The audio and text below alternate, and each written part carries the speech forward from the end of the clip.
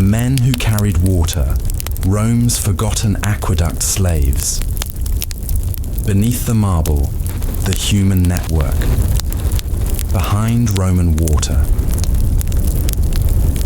When you imagine ancient Rome, you might picture the grandeur of its marble temples, the flowing robes of its senators, or the engineering marvel of the Colosseum. But you may not picture a man in rags, barefoot, descending into a dark, stone-lined channel beneath the city. You might not see his leather bucket, the small lantern he carries, or the rope tied around his waist. You probably wouldn't notice the scar on his arm from where lime had burned through his skin during years of cleaning mineral deposits.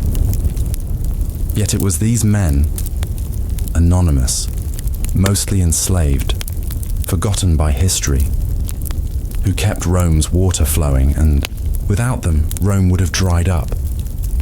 The myth of self-sustaining infrastructure Rome's aqueducts are legendary for their scale and ingenuity. They carried water from distant springs and mountains, sometimes over 50 miles away, down precise gradients to supply the eternal city. Engineers ensured a slope of just a few centimeters per 100 meters, relying solely on gravity. These structures, stone-clad, arched, sometimes elevated, seemed like self-sustaining machines. But here's the truth. Aqueducts did not run themselves. Like any complex system, they broke down. Pipes cracked, algae formed, lime encrusted the conduits, rodents gnawed at joints, and silt gathered in the settling tanks. Water needed to be diverted, filtered, measured, and sometimes carried manually when the system failed. And that burden fell on an invisible class of workers, the aquarii, castellari, plumbari, and others who served under the vast Roman water administration. Some were free men, especially supervisors and skilled craftsmen, but many were enslaved, laboring under harsh conditions, buried deep in the infrastructure of empire. Who were these workers? Rome's water system, especially at its peak during the 1st and 2nd centuries CE, was one of the most advanced in the world. The Cura Aquarum, the administrative body responsible for managing the water supply, employed hundreds of workers. According to Sextus Julius Frontinus, a Roman official and former general who documented the water system in 97 CE, Rome relied on an army of water workers. At the lowest level were the laborers, those who dug trenches, cleaned out sediment, sealed leaks with tar and clay, and descended into underground channels with crude tools to scrape away calcium buildup. These were not engineers. They were the backbone of water maintenance. Often enslaved or drawn from the lowest social orders, they lived in barracks near major junction points, such as the Castellum Aquae, the distribution tanks located across the city. Few records remain of their lives. Their names rarely appear on inscriptions, but the nature of their work was recorded in fragments.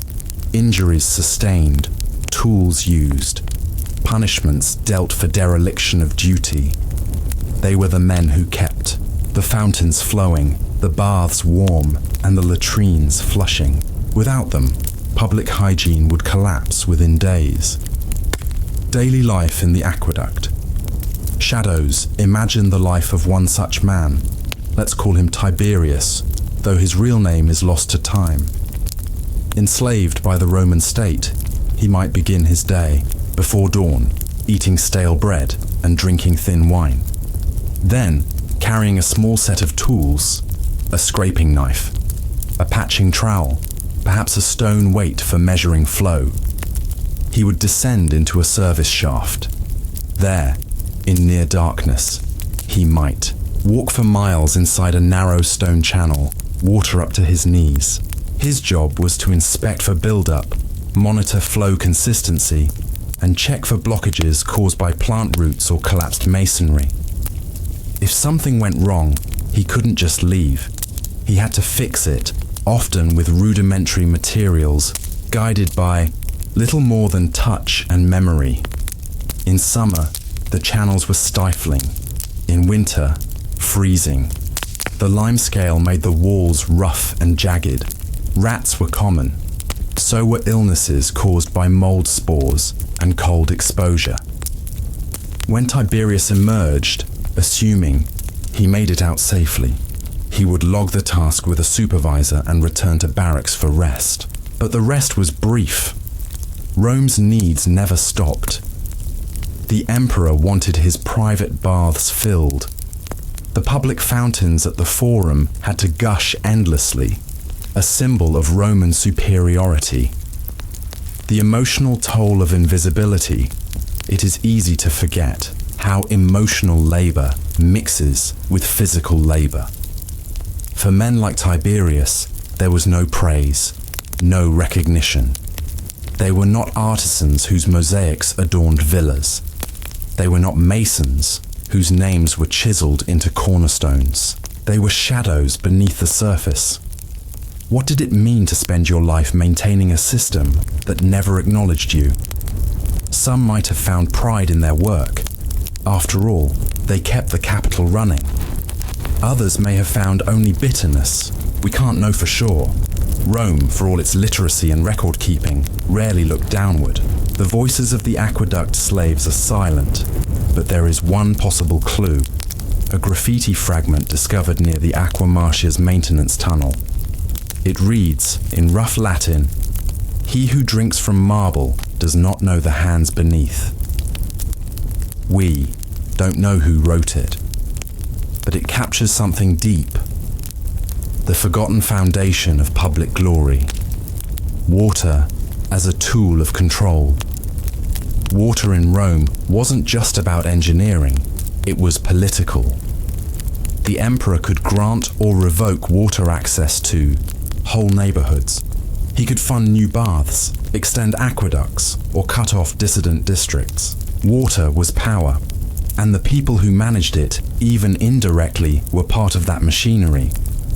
Sometimes, workers like Tiberius would be reassigned to emergency duty, helping to divert flow after a protest, or ensure that a senator's villa received more water during a shortage. In doing so, they became part of an invisible bureaucracy of imperial control, their toil hidden behind brick and marble. They didn't cast votes, but their labor enforced the emperor's will, the fragile illusion of abundance to a Roman citizen. The sound of water was comforting. It flowed in the public baths, shimmered in fountains, and trickled into households via lead pipes. It represented order and civilization, but the truth behind that illusion was always precarious. A blockage in one aqueduct could starve an entire district. A drought in the mountains could lower reservoir levels. A damaged siphon could reduce pressure across the city. Each of these issues demanded not only engineering insight, but backbreaking manual labor, repetitive, filthy, uncelebrated. Rome may have seemed eternal, but its arteries were constantly at risk, and it was men like Tiberius who kept them open.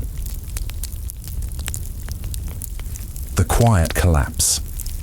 When Rome began to falter in the 4th and 5th centuries, the aqueducts suffered first. Barbarian invasions damaged structures. Funding dried up. Skilled laborers fled. Slaves escaped or were killed in raids. And slowly, the fountains went dry. Some aqueducts were repaired under the Ostrogoths. Others became ruins. People scavenged, lead pipes for scrap, repurposed channels as sewers, or let them fill with silt.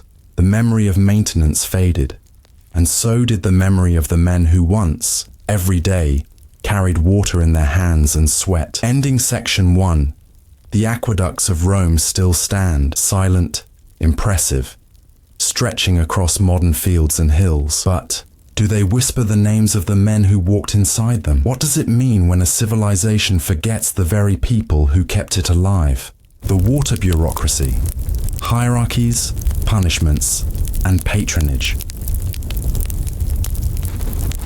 By the turn of the 1st century CE, Rome had grown into a hydrological colossus. With over 1 million inhabitants, the city required an unceasing, controlled flow of water, not just for consumption, but for hygiene, entertainment, politics, and pride. 9 aqueducts coursed into the city by the reign of Trajan, and their maintenance formed the backbone of an administrative system more vast and sophisticated than most citizens ever realized. In the first section, we explored the lives of the men who physically labored inside the system, crawling through tunnels and clearing blockages, but their work did not occur in isolation. They were part of a tiered bureaucracy, one with strict roles, loyalties, rivalries, and a blend of imperial oversight and institutional neglect. This was the Cura Aquarum, the Roman water authority. And, while the aqueducts themselves were marvels of engineering, the system built around them was a marvel of organization, or sometimes, the lack of it. The invention of water management as a profession before Rome reached its imperial peak, water management was largely an informal affair. Local magistrates and urban caretakers took responsibility for wells, cisterns, and rudimentary pipes. But as aqueducts expanded in scale and number, a more formal structure became necessary. In 97 CE, Emperor Nerva appointed Sextus Julius Frontinus as Curator Aquarum, the overseer of Rome's water system. A former general and consul, Frontinus was not an engineer by training, but he was methodical, practical, and deeply aware of the importance of clear information. Frontinus would go on to write De Aquaeductu Urbis Romae, a meticulous record of the city's aqueducts, their sources, their lengths, their capacities, and their management. His account is one of the only surviving windows into the inner workings of this system, and his tone is equal parts technical and exasperated. He was dealing with a system in disrepair, not structurally, but organizationally. Water, theft, poor maintenance, graft, and mismanagement plagued the aqueducts. His mission, he wrote, was not just to deliver water, but to restore order to the invisible. An empire of buckets and ledgers, the water system under Frontinus's authority employed hundreds of personnel, broken into well-defined ranks. At the top were curatores aquarum, high-ranking senators or ex-consuls appointed by the emperor. They had administrative oversight but rarely involved themselves with fieldwork. Procuratores, middle managers who coordinated repairs, allocated resources, and reported to the curatores. Architecti, technically skilled engineers who devised repairs, assessed flow problems, and implemented solutions with precision. Beneath them were aquari, manual laborers responsible for cleaning and minor repairs. Plumbari, specialists in lead, responsible for pipes, joints, and seals. Castellari, guardians of distribution points. Castella, managing flow and pressure. Villaci, overseers of specific regions of the network, often drawn from freedmen or lower-class Roman citizens. And finally, servi publici, public slaves assigned to permanent, back-breaking labor within the system. These were the men like Tiberius, scraping lime from a wall at dawn, or hauling buckets from sediment tanks in silence. All of these roles, while hierarchical, relied heavily on patronage. Promotions weren't based solely on merit. One needed connections to senators, to imperial officials, to rich landowners.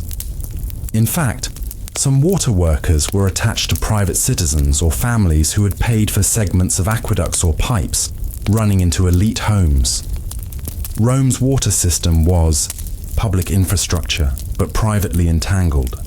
Theft in the flow. Despite Frontinus's efforts, water theft was rampant, not just among private citizens, but within the system itself. Landowners bribed officials to install illegal pipes, fistulae, that diverted more water to their gardens and baths than officially allowed. Slaves sometimes tapped into pipes to steal clean water for resale or for resale by their masters. Even mid-level officials were guilty, over-allocating water in exchange for coin or favors. Frontinus was appalled.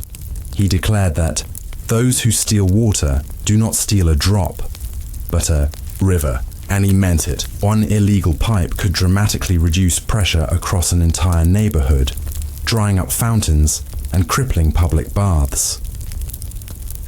To counteract this, Frontinus commissioned a full survey of every legal and illegal connection. Pipes were stamped, with the names of their owners and diameters. Inspectors were dispatched to measure water flow at key junctures, but enforcement was spotty. Bribes were common, and the men sent to inspect illegal taps were often the same ones complicit in installing them. Still, for those at the bottom of the hierarchy, punishment could be swift and brutal. Punishments and hard lessons if a servus publicus failed to report a leak or was caught sleeping through his watch. He might be beaten, fined, or reassigned to the worst tunnels, the ones infested with rats or prone to collapse. Sometimes punishment was indirect. Extra shifts, fewer rations, or reassignment to rural aqueduct sections far from the city. More severe penalties were reserved for actual sabotage or theft. A slave caught tampering with a pipe for personal gain could be crucified or sold to harsher labor camps. For free men, the punishment was fines or exile, though the wealthy often escaped with little more than a warning. And yet, there was a strange pride in the water corps. Even at its lowest levels, working for the aqueducts conferred a kind of identity. One was part of something vast, technical, and ancient. There are records of funerary inscriptions where men proudly describe themselves as Castellarius Aquae, Claudia, keeper of the Claudia's flow. Even if they never touched marble halls or entered a senator's atrium, they moved the water that washed its floors. Patronage and the pipe economy. The elite of Rome frequently treated water access as a political tool. Senators boasted about constructing fountains or baths in their names. Emperors announced new aqueducts to curry favor with the public. In poorer districts, water workers were sometimes offered food, protection, or coin in exchange for illicit flow redirection. A castellarius, for instance, might subtly adjust a valve so that a client's bakery received a stronger stream in the early morning. A plumbarius might install a broader pipe under cover of night, or fail to notice when one was added. Over time, this blurred the line between water distribution and political favor. Some aqueduct workers gained quiet power, local respect, whispered, influence or protection under the patronage of noble families, and with power came risk. Rival factions sometimes sabotaged each other's pipes. There are anecdotal reports of gang conflicts among workers in suburban districts, especially where aqueducts crossed rural villas. Pipes were slashed, workers attacked. Water, after all, was wealth in motion. A system. Under pressure, Rome's aqueduct system, vast though it was, always operated close to its limits. A single aqueduct breach could strain the others. Droughts in mountain regions reduced flow unpredictably. Earthquakes, cracked tunnels, and the more the city expanded, the more its plumbing groaned under the burden. By the 3rd century CE, Rome had over a dozen major aqueducts and thousands of minor branches, feeding everything from grand baths to neighborhood troughs. But the system's increasing complexity demanded more workers, more oversight, and more discipline. Unfortunately, what it often received was underfunding and neglect. Tiberius, our imagined aqueduct worker, might have started his career under a semi-reliable chain of command. But by the time of his old age, he would have seen his supervisors rotate out with dizzying speed. He may have stopped reporting every leak, knowing no one would come. He may have patched one pipe by stealing from another, an act both practical and criminal. And as the political order began to fray, he would have sensed it, not in Senate decrees, but in water pressure. Ending Section 2 Rome's aqueducts remain one of history's engineering triumphs. But behind every perfect gradient and gleaming stone lay a tangled human system of ambition, exhaustion, punishment, and quiet resilience. So when the aqueducts finally fell into disrepair, was it due to barbarian swords, or because the human network beneath them simply gave up?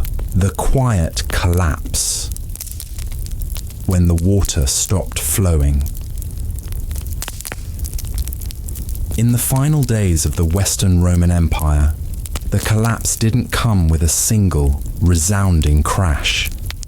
It came quietly, a cracked pipe that was never repaired, a reservoir that dried up, and no one noticed for weeks, a maintenance crew that never returned. A system, once humming with constant labor, began to fall into silence, and the water began to stop. Rome's aqueducts had stood for centuries. Some carried water over 50 miles from their source, navigating tunnels, bridges, and mountains. They had survived emperors, revolts, assassinations, and fires. But they could not survive neglect. This section tells the story of how one of the most sophisticated water systems in human history gradually, almost imperceptibly, ceased to function, and what it meant for the people who relied on it, labored within it, and disappeared with it. A crumbling world, one leak at a time. By the middle of the 4th century CE, the Western Roman Empire had begun to erode from within. Emperors came and went with frightening speed. Civil wars drained the treasury. The military required more funding than ever before, and the state, in turn, began cutting corners elsewhere. One of the first casualties was infrastructure. While major roads and fortifications remained strategically essential, urban maintenance was quietly deprioritized. Fewer funds were allocated to the cura aquarum. The pool of skilled workers shrank. Some castella, the water distribution tanks, in neighborhoods sat idle for weeks. The aqueducts, once attended by hundreds of men, now received attention only when something broke dramatically. Even then, the response was sluggish. Take, for example, the Aqua Marcia, built in 144 BCE and celebrated for its cold, pure water. It once supplied Rome with some of its best drinking sources. But by the late 4th century, records suggest its flow had diminished dramatically. Sediment filled the channels. The supporting arches began to crumble in rural stretches. Entire segments were abandoned. This wasn't a matter of one grand invasion, toppling Roman engineering. It was a matter of no one showing up for work. Water as a casualty of invasion. The Visigoths sacked Rome in 410 CE, but it wasn't the sack that collapsed the aqueducts. Most of the system remained physically intact afterward, but the city, psychologically and economically wounded, never fully recovered its infrastructural rhythm. In 537 CE, during the Gothic War, the Eastern Roman, Byzantine general Belisarius arrived in Italy to reclaim Rome. He entered a ghost city, beautiful, massive, but sparsely populated. The aqueducts still existed, but many were barely operational. Then came a deliberate act. The Ostrogoths, in a desperate move to reclaim the city, cut Rome's aqueducts during a siege. It was the first time in over 600 years that water had been used explicitly as a weapon against the capital. What happened next was tragic in its mundanity. The water stopped. And the city, dependent on baths, fountains, and flowing sanitation, became unlivable. The residents fled. Those who remained dug shallow wells, drank from the polluted Tiber, and braved disease. Aqueducts, once symbols of stability, now loomed as hollow relics. Their arches stretched into empty hills, carrying no water and serving no one. The disappearance of the water workers. What happened to the men who once maintained this system?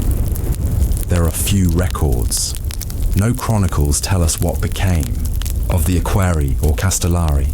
The bureaucratic system that had once recorded their ranks and rations dissolved in the chaos of the late 5th and early 6th centuries. But we can imagine it. Tiberius, our old hypothetical aqueduct worker, might have lived long enough to see his duties reduced to part-time. His crew shrank. He patched leaks with inferior materials. The new overseers came from military ranks and had little interest in waterworks. When the pay stopped arriving, he kept working anyway, because water still had to flow. Until, one day, it didn't. His tools rusted, the tunnels filled with debris, the fountains dried.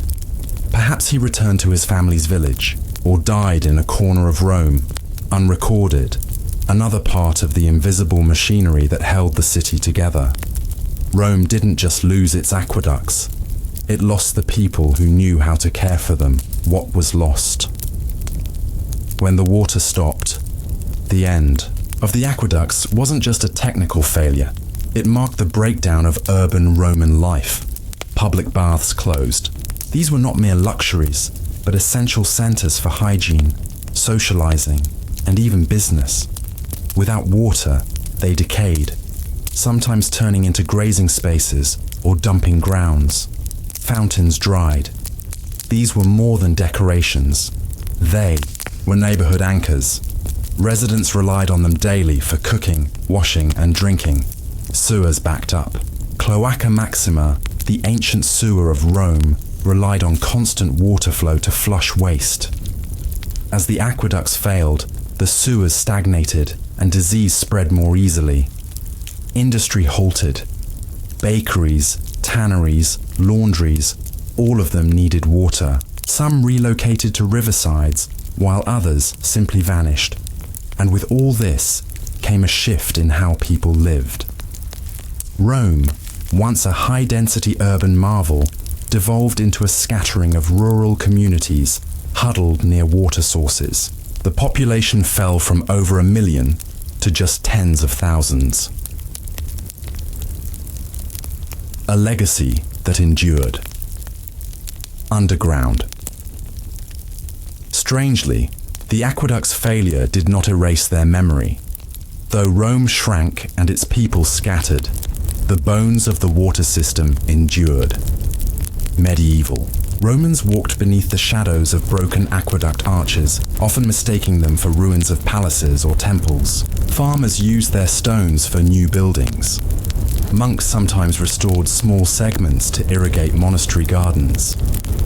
By the Renaissance, artists and engineers would marvel at what remained. In fact, the revival of engineering in Europe was partially inspired by studying these forgotten water channels. Today, some aqueducts, like Aqua Virgo, still flow, restored and modernized. Tourists drink from fountains powered by the same ancient sources. Beneath their feet, remnants of Roman water tunnels wind through the dark, still sturdy after 2,000 years. A final reflection. The story of Rome's aqueducts is not just one of stone arches and flowing water. It is a story about people, the often nameless workers, whose hands shaped the daily survival of a city. They didn't win battles or write laws, but they kept Rome alive. One bucket, one patch, one muddy tunnel at a time. And when they were gone, the city didn't fall in flames. It dried out. Quietly, the lighthouse keepers, watching the sea, so you didn't have to beacons in the fog. The world before radar. Before the whir of radio signals, before GPS, before coast guards tracked vessels across digital seas, there were lighthouses, and in those towers, wind-whipped, salt-worn, sometimes centuries old, stood the people who watched. This story is not about storms or shipwrecks. Though those happened, it's not about heroic rescues or famous maritime disasters. This story is about something slower, more deliberate. The ordinary duty of watching, endlessly, quietly, for ships that might never come. Welcome to the life of the lighthouse keeper. Before there were lights. Long before electric bulbs blinked over dark, oceans, early mariners had to guess, sailing by stars, wind, and instinct, the night was their enemy. Rocky coasts were invisible until it was too late. Harbours disappeared in fog. The first lighthouses were fires. Ancient Phoenicians built small beacons along Mediterranean shores. Braziers perched atop cliffs, lit each evening and fed through the night. In Egypt, around 280 BCE, the lighthouse of Alexandria became one of the 7 wonders of the ancient world. It was not just tall, it was watched. Constantly, someone had to light it, someone had to maintain the flame, and someone had to stand at its top, staring into the sea. They were the first keepers. Over the centuries, as seafaring spread and ports grew busier, lighthouses appeared along the Atlantic, in the British Isles, along Scandinavian fjords, and on tiny, treacherous islets, barely large enough to hold a structure. Each had the same job: warn the sailor. But the light did not shine by itself. And so, across coastlines, tiny stone homes were built beside tall towers. Inside lived the watchers. The life of a watcher by the 18th and 19th centuries. Lighthouse keeping had become a profession. In Britain and America, the job was formalized. Keepers were paid by the state. They were given uniforms, instructions, logs to fill, duties to fulfill. Most were men, often former sailors, widowers, or men with few other opportunities. Though, some families took it on together. A day in the life of a 19th century lighthouse keeper was rigid, monotonous, and entirely necessary. At sunset, the keeper lit the lamp. Depending on the era, this might be a whale oil flame, a kerosene lamp, or later, a mantle lamp. The lens had to be cleaned, the wicks trimmed. If the light had a rotating mechanism, often clockwork, it needed winding every few hours. All night the keeper watched the sea. If fog came, he rang the bell or operated the foghorn. If the light flickered, he climbed back up the spiral stairs to check it. At sunrise, the light was extinguished. The lens cleaned again. Fuel measured. The tower swept. Every detail logged. Some towers required inspection from government agents, and a poorly kept lens could mean dismissal. There was no room for error. One missed night could mean a ship hitting rocks. One cracked lens could cost dozens of lives. And so they watched. In wind, snow, and endless dark, they watched. Isolation in stone lighthouses were not built in convenient places. They sat on jagged points, remote islands, or windswept bluffs where few wanted to live. Supplies came by boat. Mail, if it came, at all, might arrive once a month. Some keepers brought their families. Wives often kept the logs or tended gardens, while children adapted to the rhythm of ocean silence. Others lived alone for months at a time. In 1801, a notorious storm struck the Eddystone Lighthouse off the coast of Devon, England. The keeper was alone. His assistant had died weeks earlier, and relief had been delayed. When rescuers finally arrived, they found him raving, driven nearly mad from the solitude, and the sound of waves. Many lighthouses required three-man teams for this reason: one to watch, one to rest, one to maintain. The US Lighthouse Service eventually built small libraries sent by boat in waterproof boxes, rotating between stations to combat boredom. Yet despite the loneliness, many keepers stayed for decades. Some died at their posts. Others passed the job down to their children. A few towers became multi-generational homes. It was a life apart, but to some, it became the only life they could imagine. Beacons of routine. There's a certain poetry in how uneventful most nights were. Dozens of years could pass without a single shipwreck. The job was still the same: trim the wick, check the lens, watch the sea. This quiet persistence was its own kind of resilience. When storms came, the keeper might be stranded for weeks. When the light needed repairing, he would hang by ropes from the tower to polish the exterior. In winter, waves sometimes crashed over the tower windows, 70, even 80 feet above the waterline. The structure had to endure. The keeper too. Yet most of their labor was invisible. When a ship passed safely in the night, the crew likely never thought of the man or woman at the top of the tower who had been there to warn them.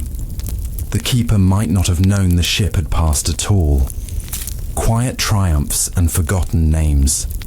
There are scattered stories, mostly in logbooks or oral histories of rescues. A few keepers braved storms to pull sailors from capsized boats. Others rode miles in freezing water to signal help. Some families, especially along the New England coast, earned reputations as informal coast guards. But these were the exceptions. The real triumph was that nothing happened. The light burned, the horn sounded, the ship turned safely, and the keeper recorded it in his log. 11:52 p.m, light steady, fog rolled in. Bell sounded every 30 seconds. 2:10 a.m, visibility poor, lens cleaned, rotation smooth. No drama, no disaster, just diligence. A question for the shore so. As we gaze back on these silent sentinels, many of them now museums or ruins, we might ask. In a world that often rewards spectacle and speed, what do we make of those who watched quietly so others didn't have to? What does it mean to live a life defined by constancy, not acclaim? And what did the lighthouse keeper see out there, night after night, fog after fog, as the world changed while his tower stood still? The mechanisms of light, oil, lenses, and the workings of safety. The keeper's work was not just romantic solitude or quiet reflection. It was mechanical, oily, repetitive, and demanding. Behind the flicker of light on a dark sea was a finely tuned system, a choreography of gears, weights, lenses, and fire. And someone had to keep it running, not once, but every night without fail. In this section, we step inside the workings of a lighthouse. We focus not on the storms or the ships, but on how the light worked and the tools that brought safety to the sea. Let's descend from metaphor and climb up the winding stairs of practicality. Lighting the way before electricity in the early days, the light of a lighthouse was exactly that, a flame. A flame must be fed, it must be shielded, and it must be seen. By the 1700s and into the 1800s, the most common method of illumination was the argand lamp, a cylindrical wick lamp that burned whale oil, later replaced by vegetable or mineral oils. It produced a steady, smokeless flame, and could be regulated by turning a small wheel to raise or lower the wick. But a flame on its own doesn't project far. That's where the true magic, albeit very technical magic, came in. The Fresnel lens, a revolutionary slice of glass in 1822, Augustin Jean Fresnel, a French physicist with a love of optics and a genius for precision, designed a lens that changed lighthouses forever. The Fresnel lens was a marvel, a series of concentric rings made from carefully shaped glass, designed to capture and redirect light into a powerful, narrow beam. The lens was incredibly efficient. It could throw light over 20 miles out to sea. The lens was tiered, classified into orders depending on size. First order lenses were the largest, used on coastlines. Smaller orders were used in harbours, rivers, or lakes. These lenses were both delicate and enormous. Some were 8 feet tall and weighed several tons, supported by iron frames and suspended over clockwork turning mechanisms. The keeper's job included cleaning every single pane of that lens. Daily. Salt, soot, condensation. Each one dulled the beam. Cloths and vinegar were tools of salvation. The light, in the end, was only as strong as the clarity of its lens. Rotation, ticking, and time a beacon is no good if it's indistinct. Each lighthouse needed a unique signature, so mariners could tell them apart, especially on long coasts. Some flashed once every 10 seconds, others twice, some rotated continuously. To achieve this, keepers used clockwork rotation systems, not unlike those in a grandfather clock. Giant weights, sometimes over 100 pounds, were cranked up to the ceiling by hand and then slowly descended, driving gears that rotated the lens on a carefully timed cycle. Every 2 to 4 hours, depending on the design, the keeper had to rewind the mechanism by hand, even in the dead of night, even in storms. If he forgot, the lens would stop spinning. The light would appear fixed or disappear from view between panels. That error could cost a ship its bearings. This meant sleeping in snatches, often beside the rotation mechanism. Some keepers tied cords to their ankles or wrists to wake themselves at the right moment. The ticking, clanking, and low whine of rotating iron wheels became the soundscape of the tower. Fog, the great equalizer.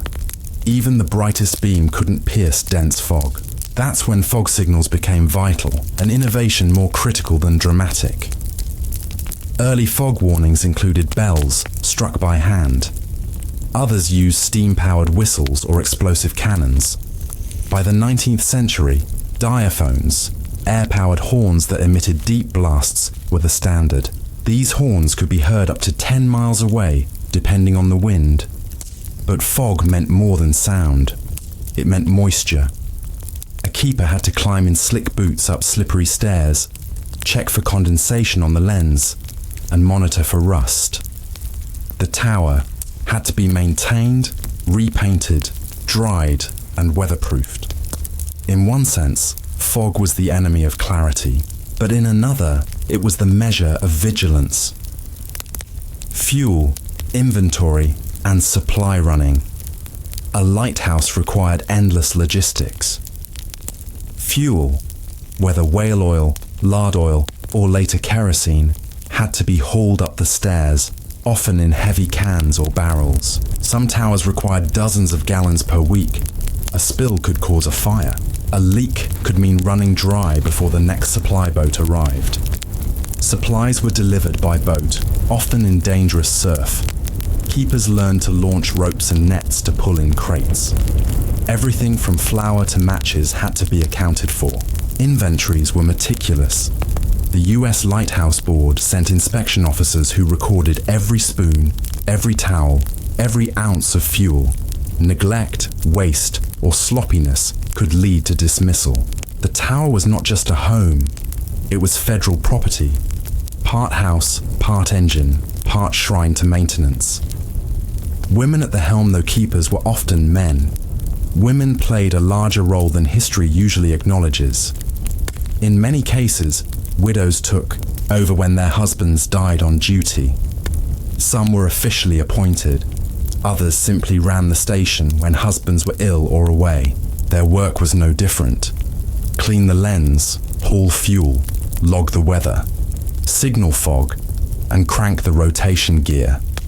Ida Lewis, keeper of Lime Rock Light in Rhode Island, became famous for her rescues, but she was also known for 20 years of flawless record keeping and lens maintenance. Others, like Fanny Salter in Maryland or Kate Walker at Robbins Reef Light, served for decades. The job was never glamorous. The record books do not sing, but the light kept shining.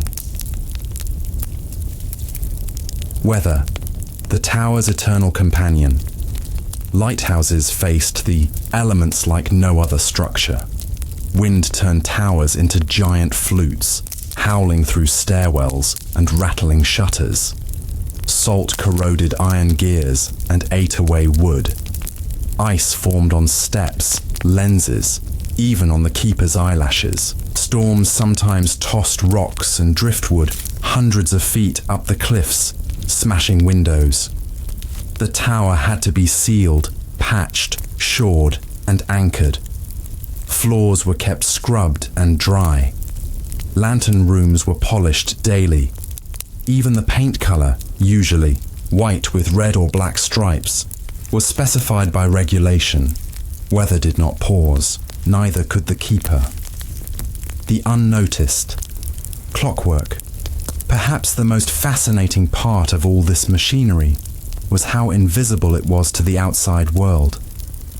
To ships at sea, the lighthouse appeared simple. A blink of light, a low horn, a white silhouette on a headland. But inside, there was a whole world of levers, pulleys, oils, cloths, charts, and gears. To keep it running was an act of deep, deliberate attention. No shortcuts, no applause.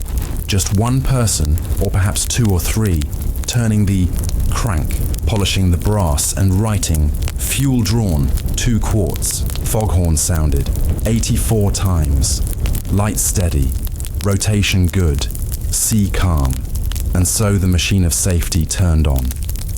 Toward a new age, by the early 20th century, automation began to arrive. Acetylene gas systems with automatic timers, electric bulbs with generators, later solar power and GPS beacons. Keepers were slowly phased out. By the 1990s, in many countries, the last manned lighthouses were decommissioned. And yet, before any of that, for nearly 2 centuries, the machinery was human. The circuits were hands, the sensors were eyes. The energy came from muscle, routine, and care. Which raises an inevitable question. When the last keeper left, did the lighthouse lose something? Not in brightness, but in watchfulness. The end of the watch, automation, abandonment, and remembering the light. You stand at the base of a decommissioned lighthouse. The wind murmurs through rusted railings. Paint peels from the metal door. And the lens, if it's still there, is clouded, no longer rotated by the rhythm of weighted gears. The sea goes on, unchanged. But something has shifted inland, in policy and purpose. This final section explores what happened when the lights stayed on, but the keepers went away. It is a story of automation, abandonment, and memory. Not just of machines, but of the people who kept them going. The watch ended not with drama, but with obsolescence. As with so much in history, the end came not all at once, but in slow, measured steps. A light that didn't need a keeper. In the early 20th century, inventors began finding ways to eliminate the human element of lighthouse operation, not out of malice, but efficiency. The Dahlen light, developed by Swedish inventor Gustaf Dahlen in the early 1900s, used acetylene gas and a sun valve, a device that turned the light off during the day and on at night. This clever invention allowed for months of unattended operation. Dahlen himself was blinded in an acetylene explosion during development, but his light won a Nobel Prize in 1912. Around the same time, electricity began replacing oil and kerosene. A lighthouse with an electric bulb and a backup battery required fewer inspections. A new era had begun: electromechanical automation. By the mid-20th century, radar and radio offered additional layers of navigation, and by the 1980s and 1990s, GPS made lighthouses, while still useful, less critical to everyday. Marine travel. The final nail came quietly. With electronics came remote monitoring. A single Coast Guard officer in a mainland office could watch a screen and see if a light failed. No one needed to climb the stairs. No one needed to wind the weights. The tower could still shine, but it didn't need a keeper anymore. The final keepers. Quiet departures. Different countries handled the end of lighthouse keeping in different ways. In the United States, the Coast Guard had taken over lighthouse operations from the lighthouse service in 1939. Over the following decades, they methodically automated site after site. By 1990, the last official US lighthouse keeper, Frank Schubert, retired from his post at the Coney Island Light. He had served for over 60 years. His light still shone after he left, but no one would oil the gears or wind the clock again. In the United Kingdom, the Trinity House Lighthouse Authority automated its last staffed light at North Foreland Lighthouse in Kent in 1998 Australia, followed suit, and by 1996 all lighthouses on the Australian coast were automated. Many of the keepers were offered other government work. Some simply left. There was no parade, no farewell horn. The towers stayed, but their hearts, the human presence, quietly went still. Abandonment and reclamation. Some lighthouses were left to decay. Maintenance budgets vanished. Doors rusted shut. Floors warped. Vandals broke windows.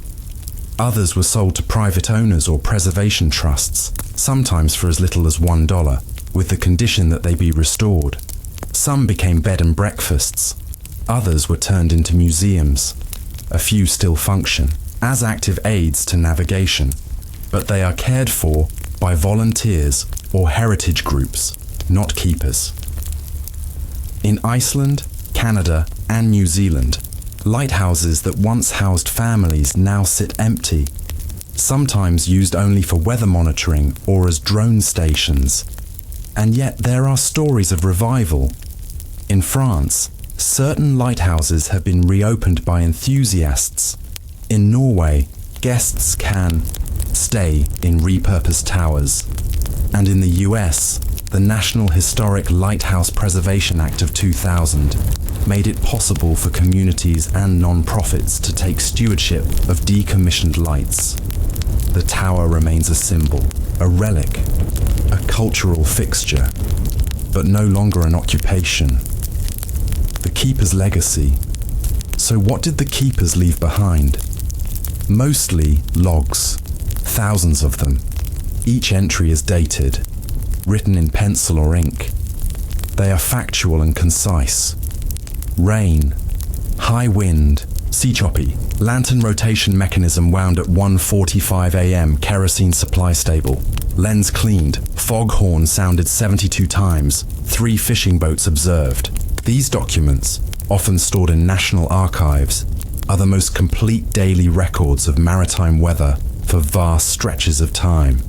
They provide data for historians, climatologists, and scientists studying long-term sea patterns.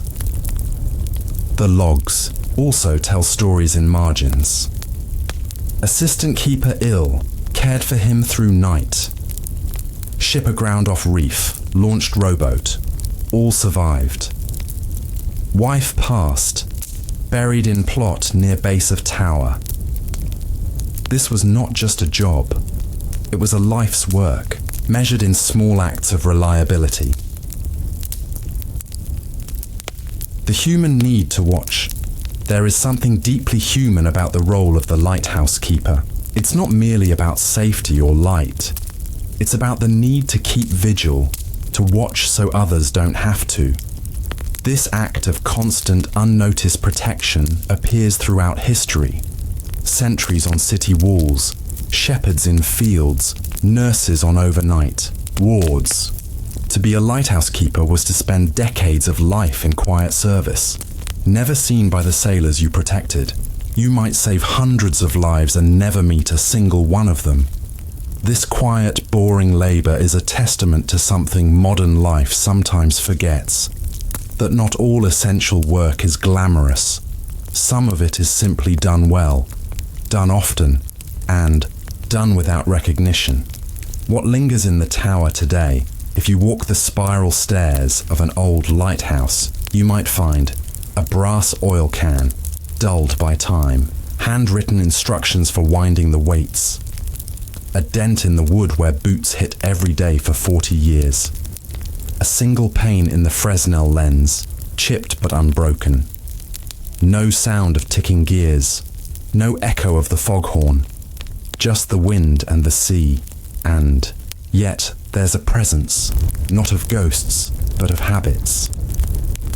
You may find a visitor's book where someone writes, "My grandfather was a keeper here. He taught me to love the sea." Or you may hear a former sailor say, "We never saw the keeper, but we always knew someone was there. That knowing mattered." Still does. Not quite extinct.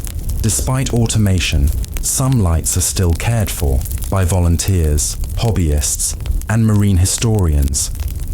In Japan, some remote island lights are inspected by lighthouse enthusiasts who photograph lenses and gears before they're lost. In the US, the Coast Guard still maintains over 200 active lights, though most are unmanned. In Finland and Sweden, some lights have been repurposed into ecological monitoring stations. In each case, someone still climbs the stairs, perhaps not every day, but still. The job may have ended, but the watch goes on. A final light in 1935, a keeper named James Wiggins at Boston Light wrote this in his final log entry before retirement. "Wound the clock, cleaned the lens, weather calm, left the light burning. There is no more fitting epitaph for a life of quiet service. Not dramatic, not heroic, just consistent." And maybe that's what a lighthouse keeper teaches us. That watching in silence, doing the task, and caring for something others never see is its own kind of legacy. Even when no one is watching the watchman, the light must shine. The paper road, Roman bureaucracy, and the birth of red tape. Wax tablets and census scrolls. How Rome wrote the empire into order. Picture this: you are a Roman citizen in the year 114 CE. Your name, age, family relations, and occupation have all just been recorded on a wax tablet by a minor official. The census taker, a man with ink-stained fingers and tired eyes, stands beside your doorway. He scratches your information onto a scroll with a stylus, murmuring phrases like caput, familiar, and possessio, head of household, household members, property. His handwriting is practiced, if dull. He does this hundreds of times each day. Later, the scroll will be bundled with thousands of others, wrapped in twine, labelled by district, and sent along the empire's road system to a record station somewhere in a regional capital. From there, the summaries will be copied, the tallies aggregated, and the information relayed to Rome. There, in the heart of the empire, clerks, scribi, will update ledgers, calculate tax liabilities, and verify legal standing. Everything, your grain allotment, your military service obligations, your right to vote, will be determined by these lists. If the Roman legions were the brawn of the empire, then these scribes were its nervous system. The Roman Empire, vast and impressive as it was, functioned not just through conquest, but through paperwork. And it all started with the humblest tools: wax, papyrus, styluses, and an obsession with documentation. The empire of Liszt's Rome's administrative brilliance didn't lie in creativity, it lay in organization. While the emperors ruled with fanfare and force, the real power of Rome was hidden in things no one wanted to think about: permits, censuses, property records, and tax logs. By the height of the empire, there were thousands of scribes, clerks, and notaries working at every level of Roman governance. From Egypt to Britannia, they filed reports, transcribed legal proceedings, counted livestock, logged border patrols, and stamped receipts. The system wasn't flawless, but it was overwhelming in its scope. Here are just a few examples of what Rome tracked. Census records. Every 5 years, citizens were required to appear before a magistrate and declare their family and property holdings. These were the backbone of Rome's taxation and military levies. Birth and death registrations. Though not universal, many provinces recorded basic demographic information, especially for citizens. Legal proceedings. Trials were transcribed by court scribes, with outcomes sent to regional governors or Roman archives. Grain distributions. In cities like Rome and Alexandria, grain was handed out to the poor and carefully logged. Veteran. Pensions. Roman soldiers once retired were owed land or cash payouts, tracked meticulously on documents called diplomas. Rome even tracked the movement of cargo, the number of slaves, and letters of safe passage for traders and diplomats. Every law, every tax, every decision had to be written down. Tools of the trade. Before the age of typewriters or parchment codices, the Roman bureaucratic machine relied on several key tools: wax tablets, tabulae serratae. These were wooden frames, filled with a thin layer of beeswax. They could be reused by smoothing over the wax. They were ideal for temporary notes, court proceedings, or drafts.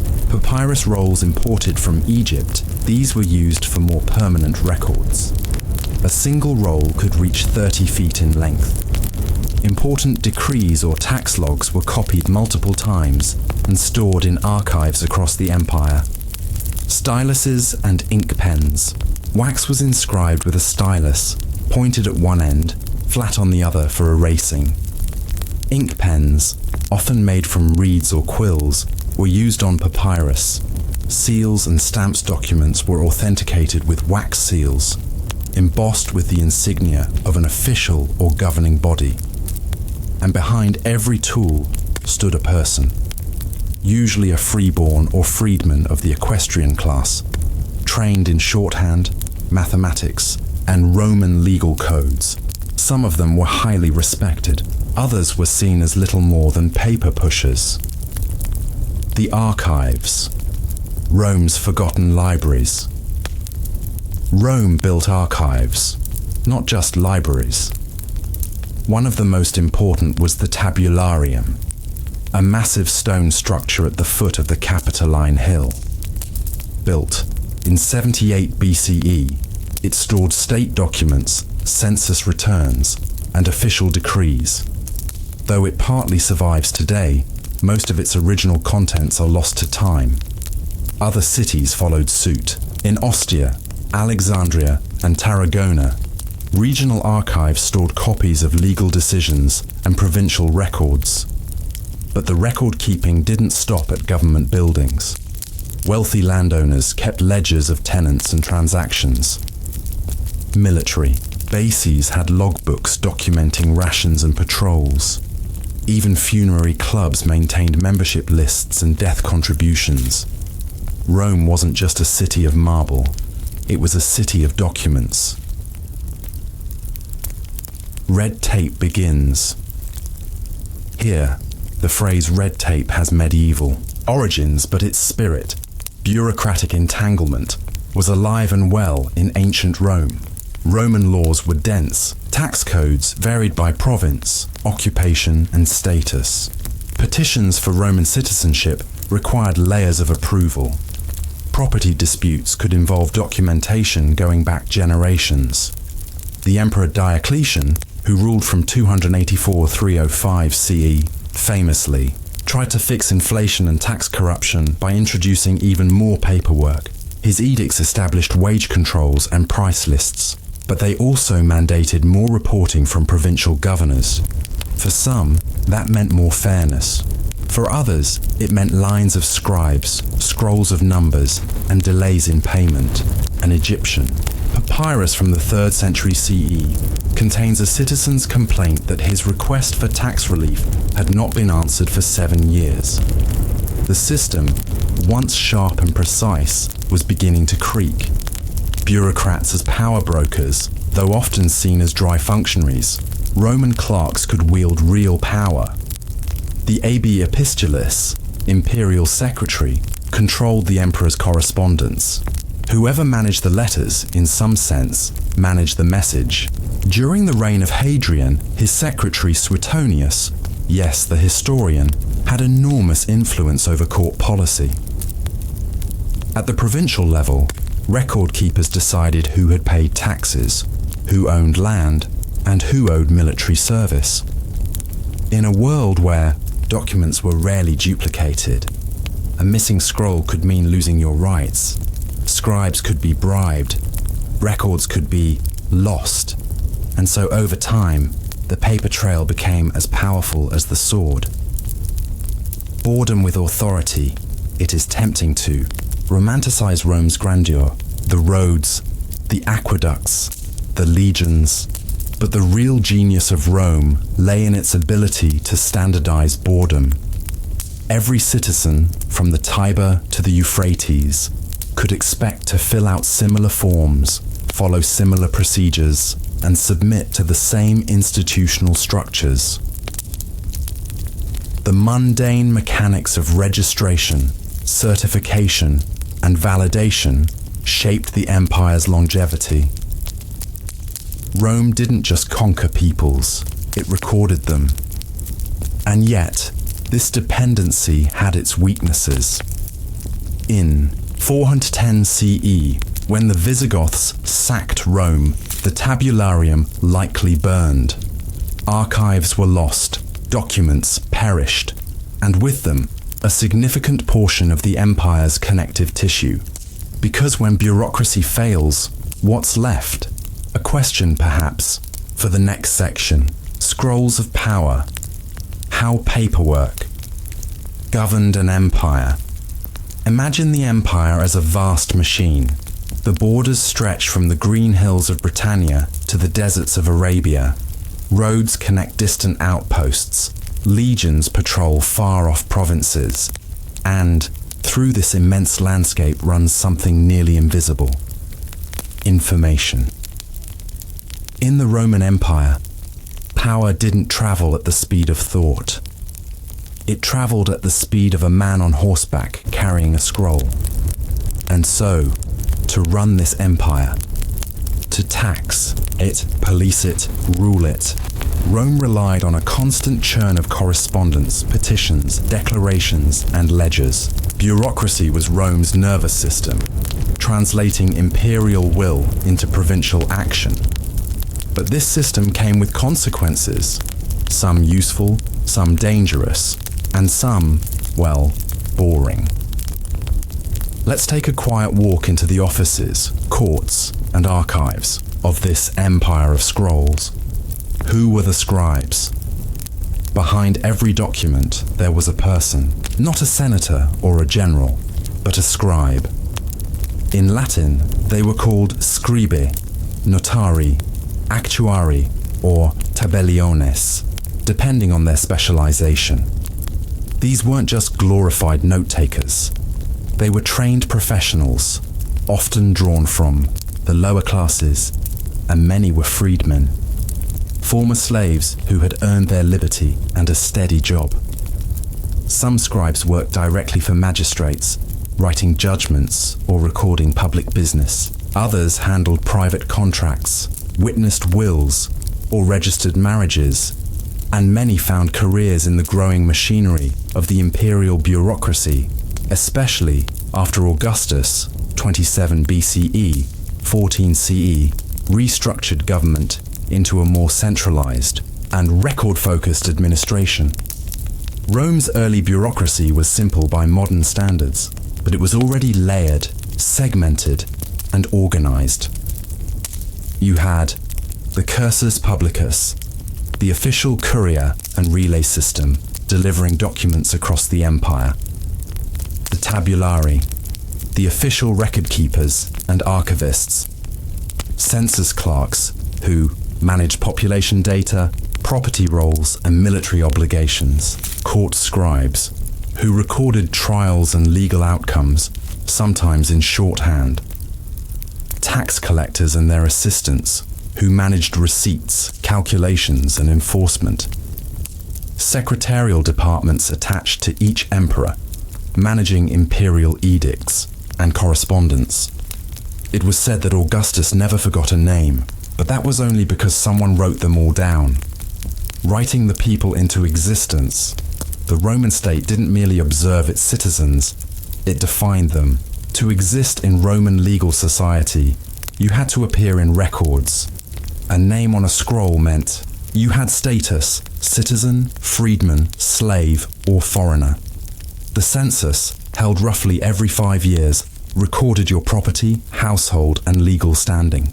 Your obligations, taxes, military service, civic duties were tied to this entry.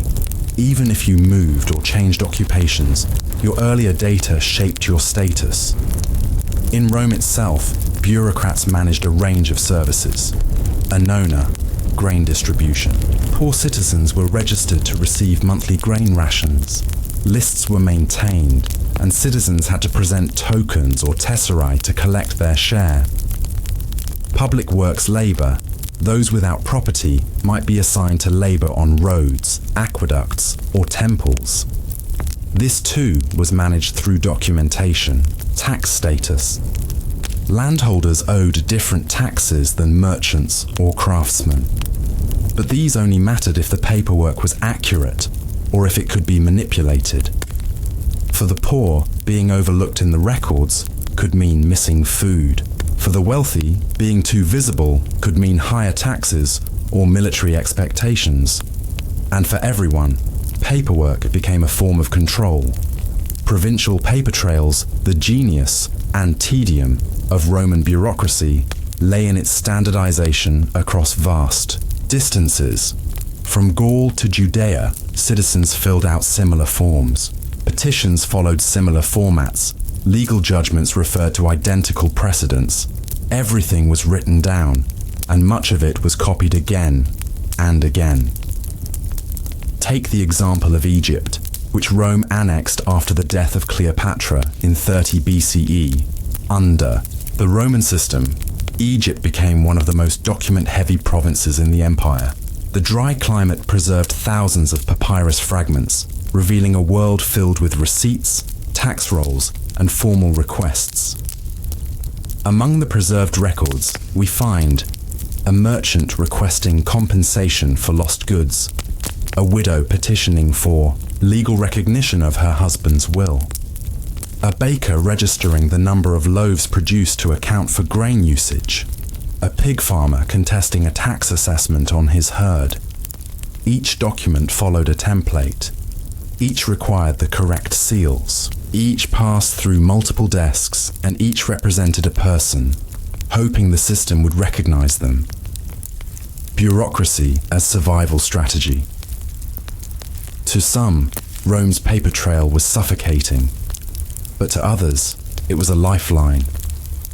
If you were a freed slave, the records proved your manumission. If you were a woman claiming an inheritance, the scrolls proved your lineage. If your property was contested, the land records could settle the dispute. Roman citizens learned to use the bureaucracy to their advantage. Wealthy elites maintained secretaries to manage their correspondence and legal needs. traders hired, scribes to draft contracts in correct legal form. Foreigners seeking Roman citizenship petitioned through local magistrates, backed by written evidence, and in many cases, copies were everything. A contract signed once might not be valid in court, but a notarized, sealed, duplicated version, that was as good as law. In a sense, survival in Rome wasn't just about social status. It was about paperwork literacy. When records go missing, but what happens when the scrolls are lost? Despite the volume of documents, the Roman Empire faced an ongoing problem: preservation. Scrolls decayed, mice chewed through archives, fire and moisture erased decades of records. Entire cities could vanish from the official record with the destruction of a single archive. A military discharge without the proper diploma, a bronze certificate of service, might leave a soldier without land. A census record lost in transit might lead to double taxation. A dispute about property boundaries could become unresolvable without the right scroll. This fragility gave rise to a culture of multiple copies and local redundancy. Provinces kept their own versions.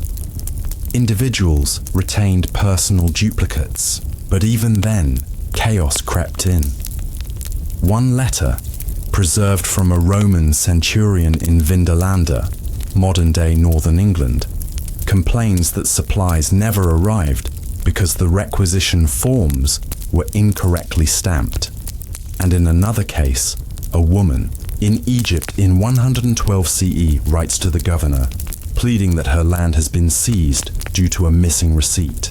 She assures him she paid the tax, but the paper trail had vanished. Even then, bureaucracy could be as fragile as papyrus itself. The slow creep of bureaucratic collapse. In the 3rd and 4th centuries CE, Rome's bureaucracy grew even more complex, while the empire itself grew more unstable. As inflation worsened, emperors issued more edicts. As civil wars broke out, governors wrote more reports, and as provinces suffered invasions, clerks fled, taking documents or leaving them behind. By the time of Diocletian, 284-305 CE, and Constantine, 306-337 CE, there were entire departments devoted to managing taxes, military logistics, and legal appeals. Yet paradoxically, the more paperwork existed, the less control Rome had. Delays became chronic. Corruption increased. Scribes demanded bribes. Governors ignored imperial orders that took too long to arrive. In a letter dated to 364 CE, an official in Gaul writes, "We have received instructions on the grain tax, but the harvest is already gone. Shall we collect from the next season or from the dead?" Paper could command armies, but it could not outrun time. Bureaucracy as the mirror of empire. In the end, Rome's bureaucracy offers us a mirror, not just into its empire, but into the nature of administration itself. Wherever there is government, there is paperwork. And wherever there is paperwork, there are those who manage it, and those who are buried beneath it. Rome didn't invent bureaucracy, but it did show us how far it could stretch. From the mundane to the majestic, the scribe's hand shaped the empire's will. But what happens when those hands disappear? When the scrolls burn? When no one reads the lists anymore? That question leads us quietly to the final part of this story. Ashes and archives, when bureaucracy outlives the empire. The fall of the Roman Empire was not marked by a single battle or a final edict. No scroll fluttered down from the heavens to declare it over. Rather, Rome's collapse came slowly, like ink fading on a page, its edges worn by time, its meanings obscured, until only fragments remained. And yet, the documents endured. Not in palaces or libraries, but in ruins, midden heaps and forgotten caches. Long after the emperors were gone, their decrees, tax rolls, and purchase orders lay waiting in the dust. The final chapter of Rome's bureaucracy is not one of dominance or failure, it is one of quiet persistence. The last clerks of Empire A's. The Western Roman Empire declined in the 5th century CE. Its bureaucracy, once a model of discipline, began to fracture under pressure. Barbarian invasions, civil wars, and economic decline made record-keeping erratic. Provinces cut off from Rome improvised local systems. Many regions, like Hispania or Gaul, retained Roman clerical traditions for decades, even under Visigothic or Frankish rule. The late Roman world saw new kinds of administrators emerge: local bishops, landowners, and military governors who took on bureaucratic functions, drafting laws, organizing grain shipments, and resolving disputes with written documents. They mimicked Roman forms, not out of nostalgia, but necessity. By the early 500s, in parts of former Roman Africa and Italy, scribes were still using old imperial seals, even though the emperors they once served were long dead. One letter from around 520 CE, found in Ravenna, refers to the customary lists of the imperial annona, even though no imperial annona had been distributed there for decades. The lists were now a ritual, empty but comforting. The form remained, even if the purpose had vanished. Byzantium and the new bureaucratic age. Meanwhile, in the East, the Byzantine Empire, Rome's heir, refined and extended the bureaucratic arts. Under emperors like Justinian Mathan 527-565 CE, the civil service became a world unto itself. New departments were added. Forms became more stylized. Documents were written in elegant Greek, with flourishes and ribbons. The Notitia Dignitatum, a late Roman document listing imperial offices, was updated and annotated, passed along like a sacred relic of structure. In Constantinople, entire buildings were dedicated to archives. The Secretum, the imperial records, office became a fortress of scrolls. Emperors relied on massive bureaucratic machines to manage tax collection, military provisioning, and church appointments. The forms were rigid, the language almost indecipherable, but they offered the illusion of permanence. In one decree, Justinian reminds a provincial governor, "All things not committed to writing are as wind." Paperwork. After power, what's striking is not just that Rome used paperwork to govern, it's that Rome's paperwork outlived its power. We see this in Egypt, where villages in the 600s CE were still copying out Roman-style contracts, complete with Latin phrases under Islamic rule. In Gaul, Merovingian kings issued charters using Roman templates. They employed former imperial scribes and retained Roman legal terms. Even Charlemagne's court, centuries later, looked to Roman precedents for its administrative models. One 9th century monk remarked, "We rule by the forms of the ancients, though their names are dust." Rome had vanished, but the scrolls had taught Europe how to think in records. The paper trail rediscovered centuries past. Libraries burned, archives crumbled, and yet the Roman paper trail did not fully disappear. In the 18th and 19th centuries, archaeologists began unearthing vast caches of Roman documentation. In places like Pompeii, Herculaneum, and Vindolanda, the dry soil and ash preserved notes, letters, and tablets that offered a new window into the forgotten machinery of empire. At Vindolanda, on the northern frontier of Roman Britain, wooden writing tablets were discovered, some no bigger than a postcard, bearing messages between soldiers, requests for supplies, even invitations to birthday parties. They included mundane bureaucratic phrases like, received on the 15th of September, 1 ton of wine accounted for, fort commander absent, sent to Londinium. These weren't great declarations of empire, they were routine, and that's what made them extraordinary. Why bureaucracy mattered. So why did Rome's bureaucracy matter?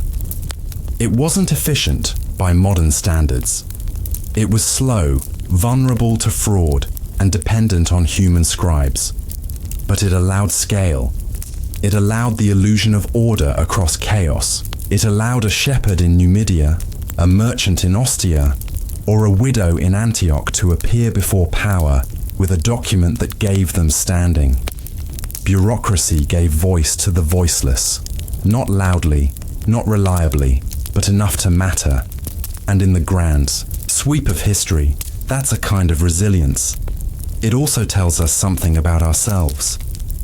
Modern bureaucracy, with its identification numbers, forms, stamps, and protocols, is often traced to European statecraft, but its spiritual ancestor is Rome. The form, the ledger, the seal, all are echoes. Even today, when you fill out a tax form or register a birth, you're following in the footsteps of the scribes of the tabularium, the clerks of Byzantium, and the petitioners of the Fayum. A final reflection, there's something oddly soothing about Roman bureaucracy. Not because it was fair, not because it worked, but because it was predictable. A scroll could fail, a scribe could lie, an archive could burn. And yet, the empire kept writing things down. Perhaps they knew that, in the end, history would find them there. Not on the battlefield, not in the Senate, but on the page. That somewhere, far in the future, someone might read a name scratched in ink and ask, who was this person? What did they want? Why did they matter?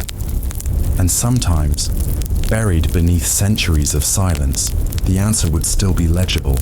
Notched and trusted, the history of the medieval tally stick. Splinters of authority, a wooden solution to a growing problem. It might be hard to imagine today, but for more than 7 centuries, some of the most powerful financial transactions in England weren't recorded in ink, but carved into wood. The tally stick was simple, a smooth rod of hazel or willow cut to the length of a man's forearm, notched along one side with careful marks. It didn't look like much, but for most of the Middle Ages, it was a central pillar of England's economic and bureaucratic life, trusted by kings, nobles, clerks, and peasants alike. Before spreadsheets, before ledgers, before banknotes, there was the tally. It was boring, wooden, and deeply important. The problem of trust in the early Middle Ages. In the years after the Norman conquest of 1066, England was changing. William the Conqueror's court brought with it a need for more structured governance. Taxes were collected across vast distances. Debts owed to the king piled up in complex layers of feudal obligations, rents, and fines. But there was a problem. Very few people could read or write, and among those who could, even fewer could be reliably trusted not to alter or falsify written records. Parchment was expensive. Ink could fade or be tampered with. Written agreements were vulnerable, particularly in a world where power often lay in the hands of local lords, rather than a centralized state. What was needed was a form of accounting that could be understood by the illiterate, resistant to forgery, and cheap to produce. The answer wasn't new, it was ancient, but in England, it found a second life. The tally stick. How the tally stick worked, at its core, a tally stick was a form of physical accounting. The system worked as follows. A stick, usually hazelwood, was taken and marked with notches, each one representing a specific unit of currency, The width and depth of the notch varied depending on the value. A large notch for £1, a medium notch for £1, a small notch for £0.01. Each value was marked sequentially along the stick. Then, most importantly, the stick was split, lengthwise. The result was 2 matching halves, each with the same grain pattern and same arrangement of notches. One half, called the stock, was kept by the creditor, often the exchequer or crown. The other, called the foil, was given to the debtor, the person or entity owing money. Because the stick had been split from the same piece of wood, it was virtually impossible to forge one half without the other. When payment was due or a transaction disputed, the 2 halves were brought together. If they matched, the debt was recognized. It was a technology built not on complexity, but on simplicity and physical truth. The exchequer and the rise of the tally stick was quickly adopted by the English exchequer, the King's Treasury, by the late 1100s. It became a foundational tool in the kingdom's financial operations.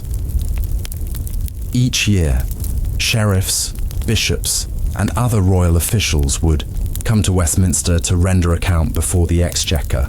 They brought their tallies, representing taxes collected, rents owed, or payments due, and presented them to royal clerks.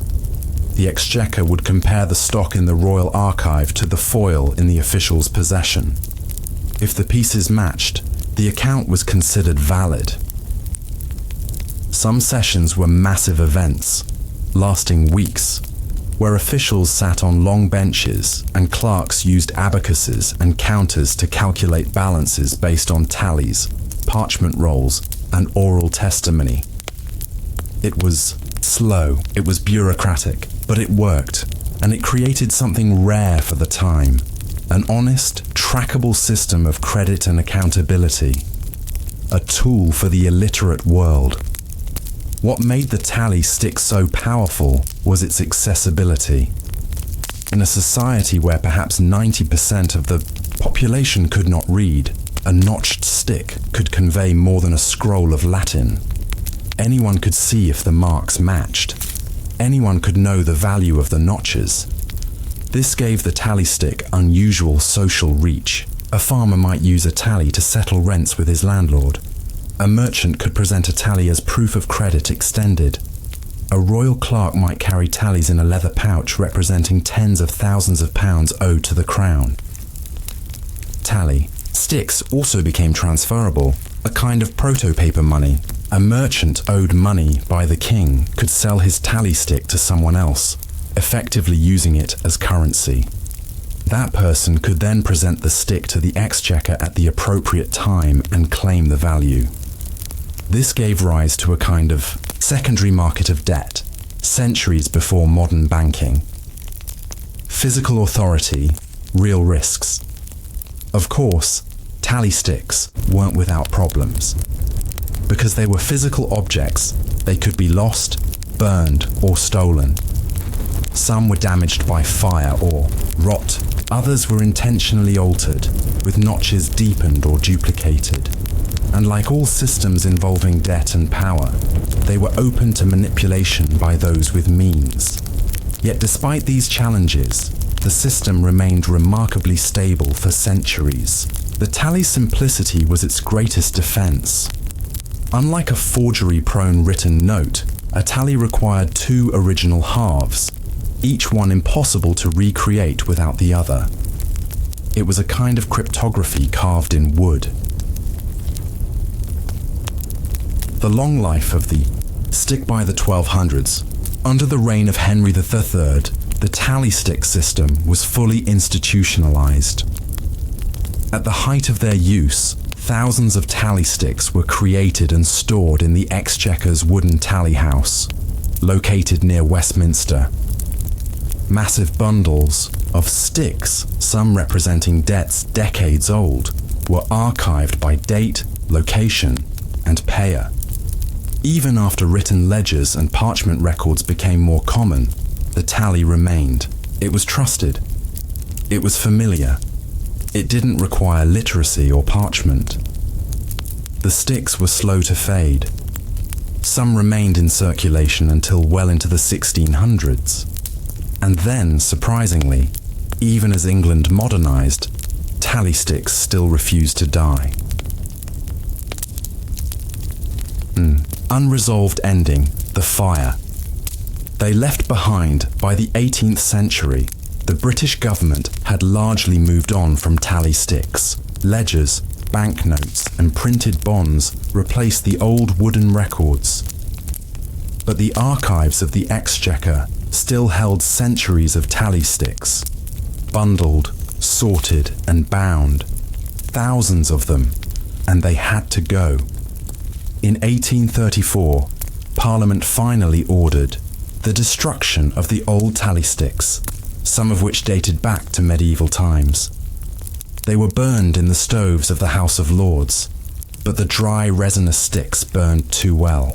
The fire raged out of control, spreading through the Palace of Westminster and engulfing much of the structure. What started as the end of a bureaucratic relic became a disaster. The Great Fire of 1834. In destroying the tally sticks, the government had destroyed part of itself. So how did a simple carved stick come to symbolize centuries of trust, credit, and governance? And what does it mean that such a humble object outlasted kings and courts? The tally system and the machinery of the crown. In the dense and drafty halls of Westminster, the walls were once lined not just with scrolls and law books, but with bundles of wooden sticks, countless lengths of hazelwood, notched, split, and bound, each one a silent testament to a promise made, a tax owed, a service rendered. These tally sticks were more than just tools of record keeping. They were integral components of a living, breathing machine, the English crown. To understand how deeply embedded the tally stick was in the life of medieval England, we must look closer at its relationship with the government, the courts, and the people who navigated the corridors of power using this humble tool. The Exchequer and the ritual of accounting. The Exchequer, whose name derived from the checkered cloth spread across its accounting tables, was the financial nerve centre of the kingdom. Twice a year, officials from counties across England would attend the Exchequer in Westminster. These were known as the Michaelmas Session and the Easter Session. Sheriffs, bishops, and others responsible for collecting the king's revenues would arrive with coins, goods, and most importantly, their tallies. Here, in these semi-lit rooms echoing with the clack of counters and the low murmur of clerks, the ritual of auditing the account took place. Each foil brought by an official was matched to the corresponding stock held by the Exchequer. If the pieces aligned, the Exchequer recorded the sum as paid or acknowledged the debt as valid. This was not just bean counting. This was the central ceremony of governance, a way to reinforce the king's presence in the counties and to confirm loyalty, obligation, and oversight. Tallies as currency. A medieval workaround. Though originally devised to track debts, tally sticks evolved into something more versatile, a form of currency.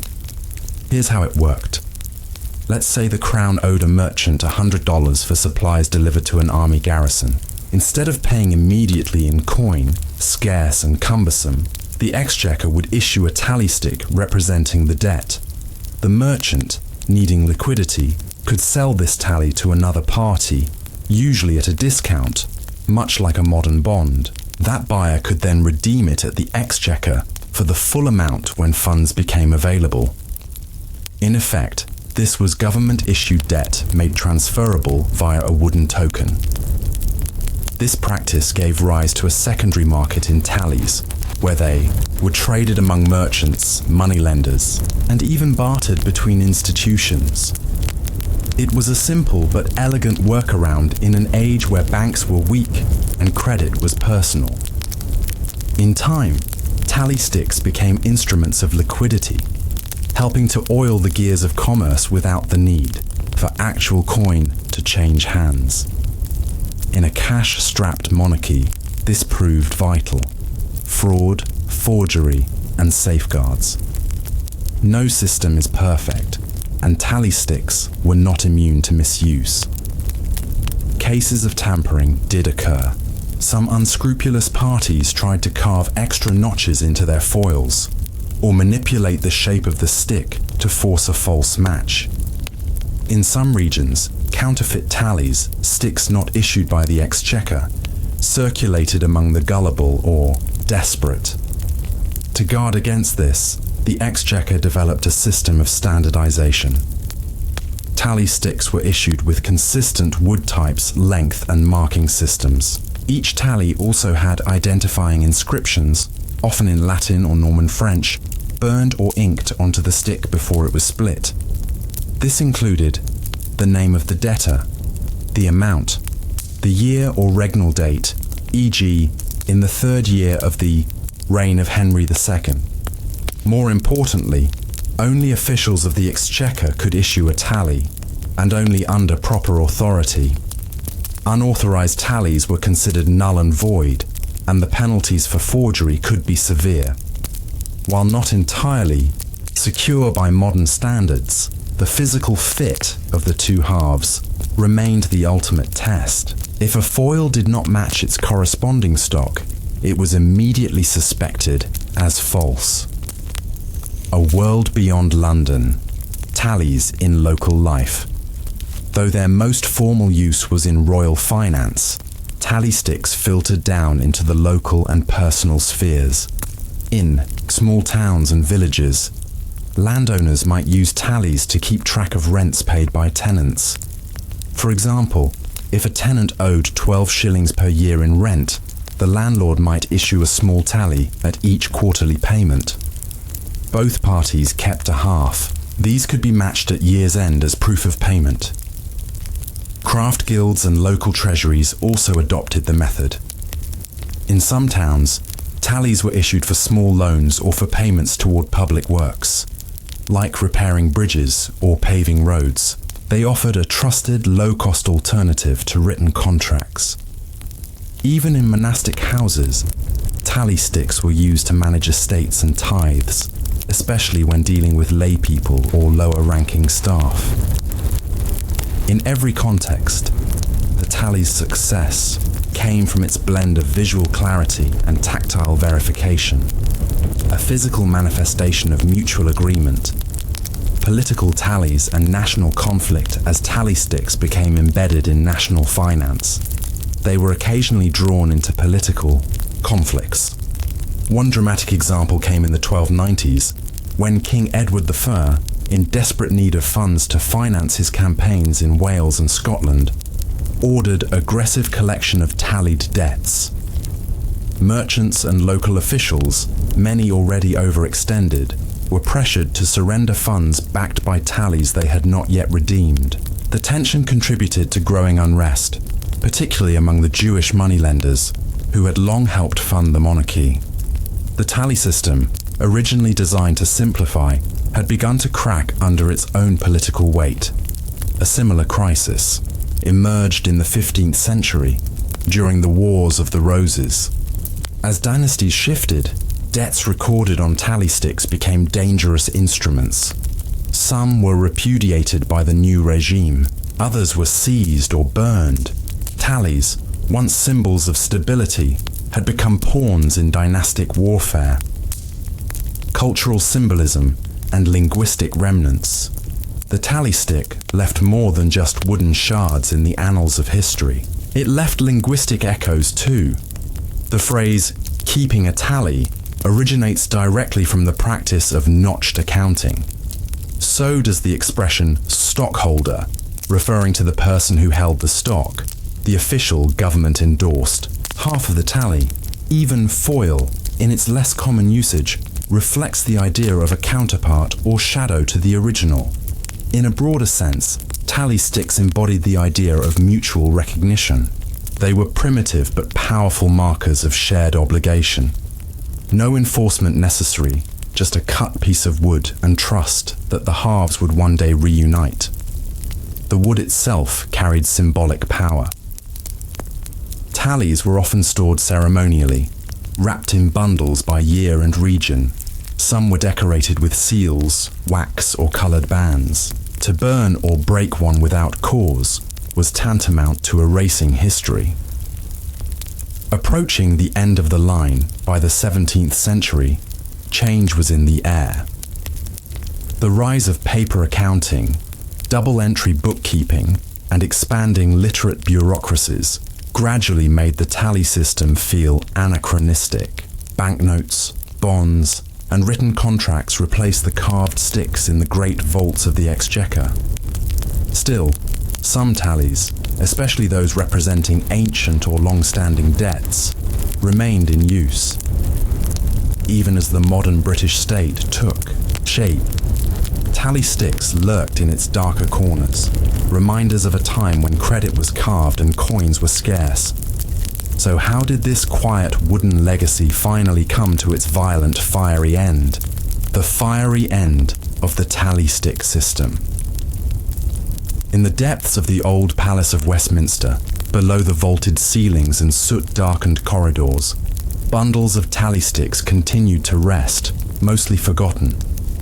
Though the world above had moved on, ink and parchment overtaking notched wood, and banks supplanting sheriffs, these ancient sticks remained, stored away in what had become more of an archive than an account room. By the dawn of the 19th century, tally sticks were no longer in official use. The government had moved to modern ledgers and accounting systems.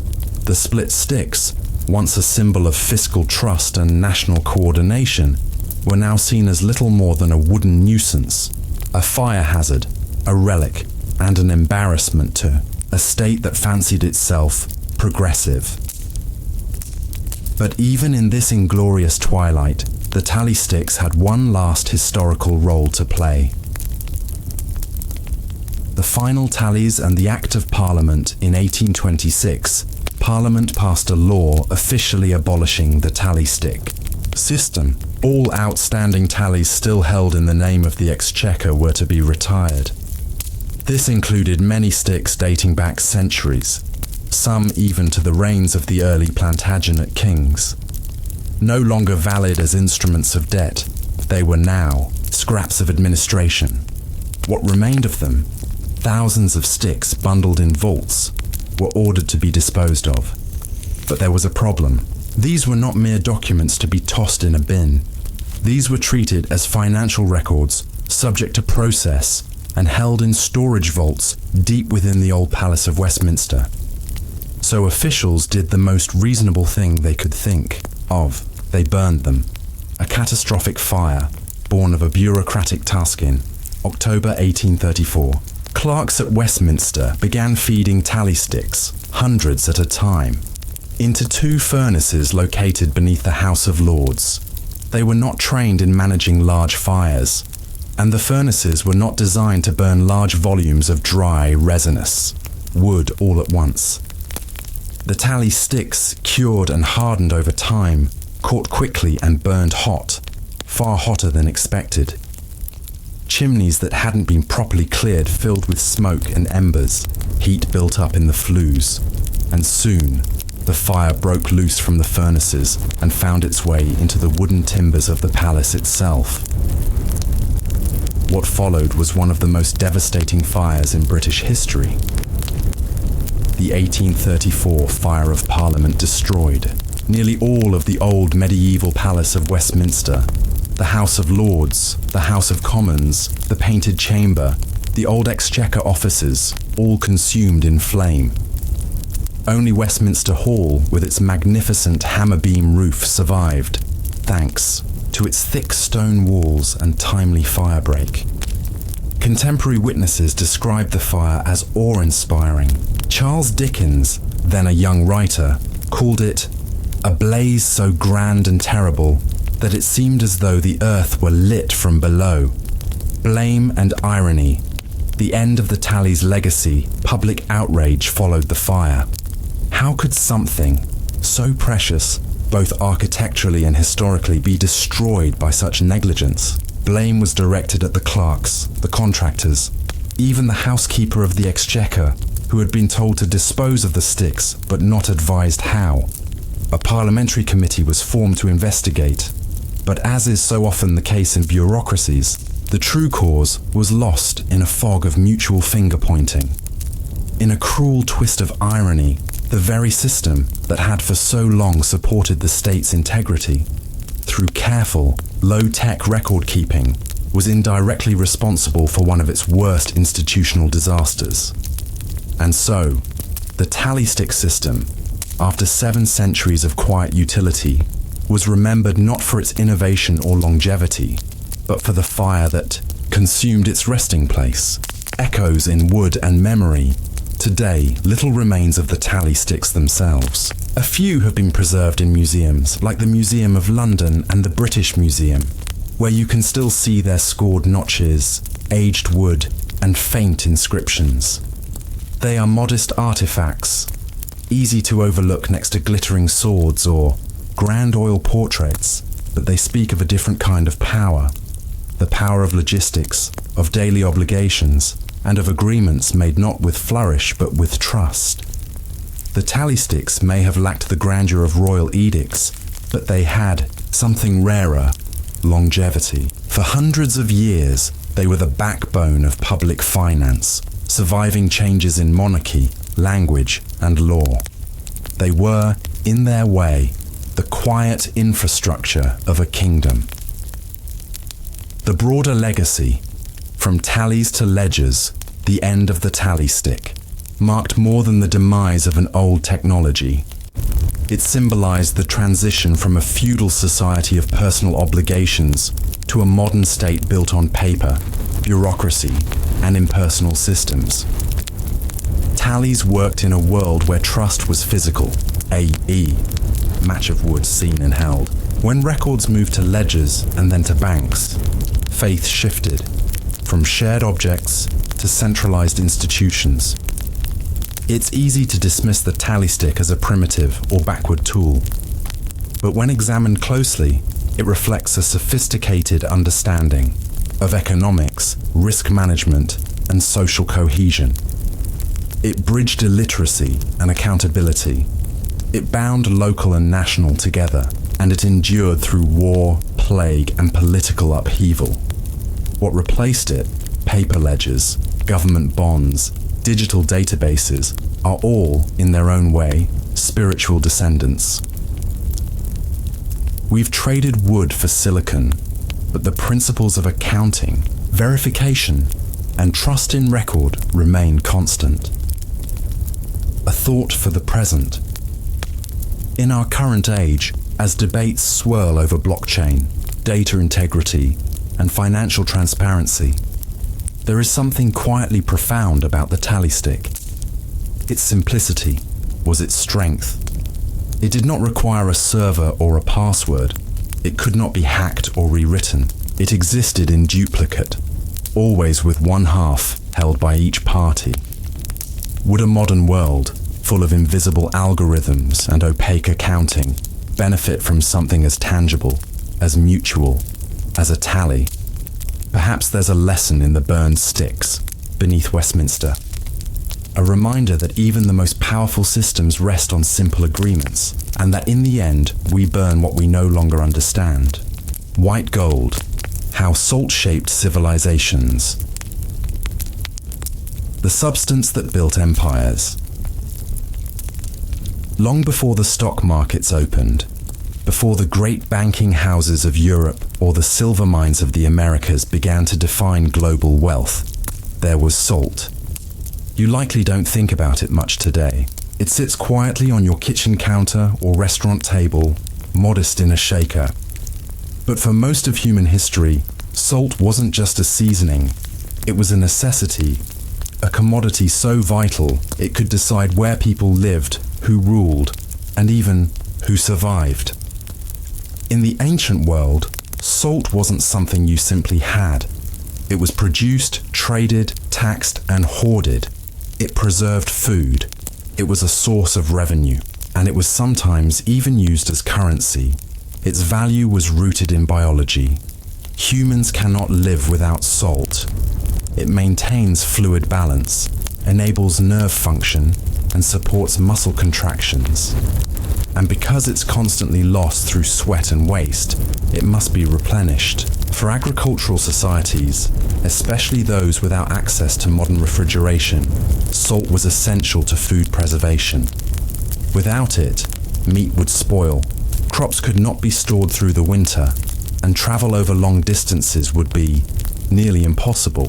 So, civilizations rose and adapted to secure this mineral, and in doing so, they left behind a history carved not in grand conquests or famous speeches, but in briny paths, forgotten towns, and dry pans. The salt roads of the Fai.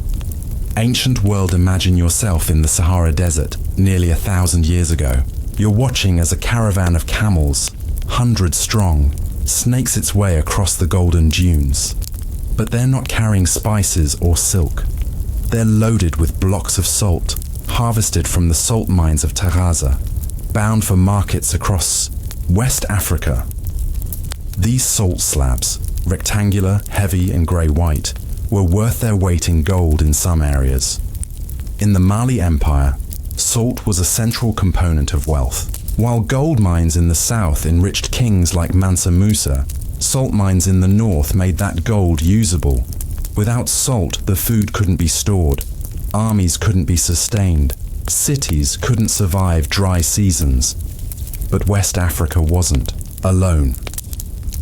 In Europe, the Celts had developed sophisticated salt extraction techniques from brine springs. One town in what is now Austria, known as Hallstatt, became a hub of salt production as early as the 8th century BCE. So important was this mineral to the region that the word Hall, meaning salt, became embedded in place names across the continent. Halle, Hallstatt, Salzburg, literally, Salt Castle. Roman legions too marched along salt roads, known as Via Salaria, stretching out from cities to coastal salt works. These roads weren't built just for movement. They were part of a larger economic infrastructure. Salt collection was tied into the tax system, and the Roman word salarium, or salt allowance, is the root of the word salary. Some historians even argue that Roman expansion into certain regions was motivated as much by access to salt as to military ambition. The state's control over salt helped fund its armies and sustain its food supply. It was a state enterprise, tightly regulated. Salt monopolies and the grip of kings over time, as centralized governments rose, they came to understand that controlling salt meant controlling people. And so, from China to France, salt became a monopoly of the state.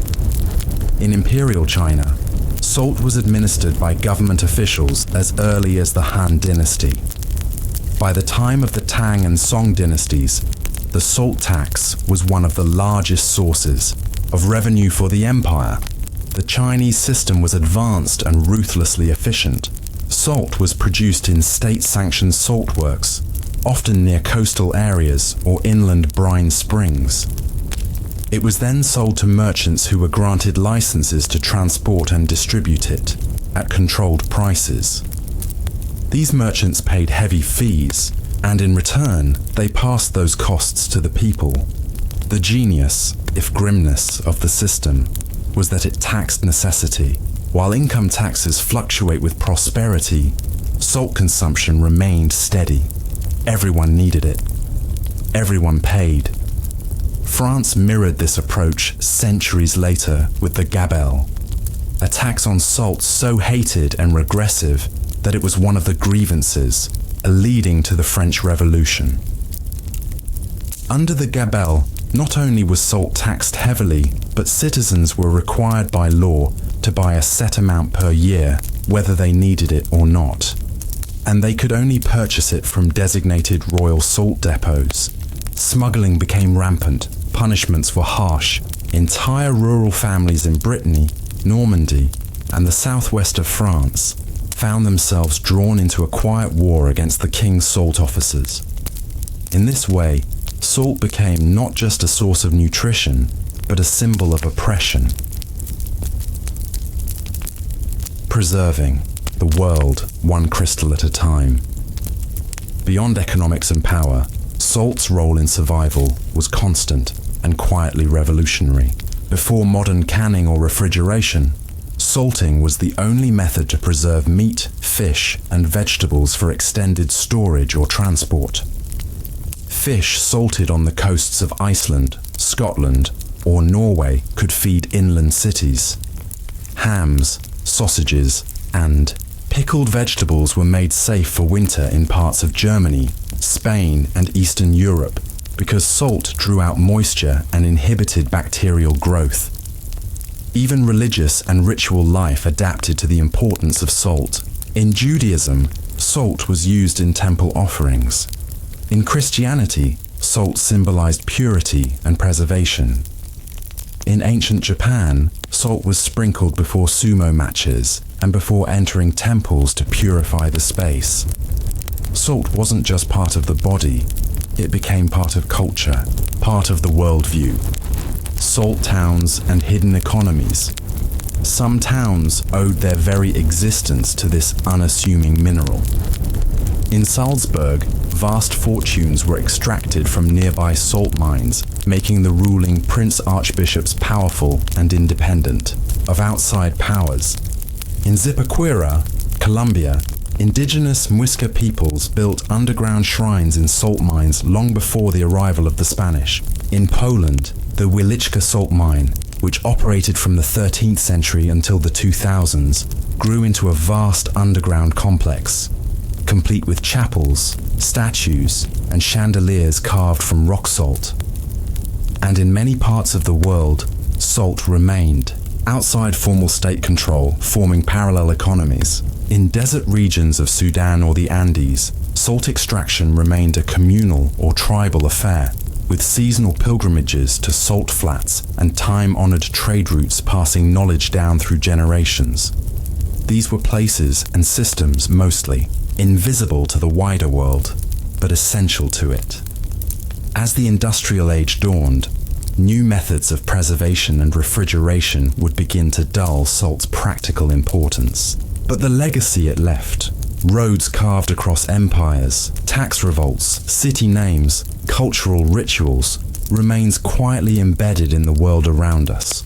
And so we might ask, how did the pursuit and control of salt spark revolution shape boundaries and mark the rise and fall of governments, salt, smugglers, and rebellions?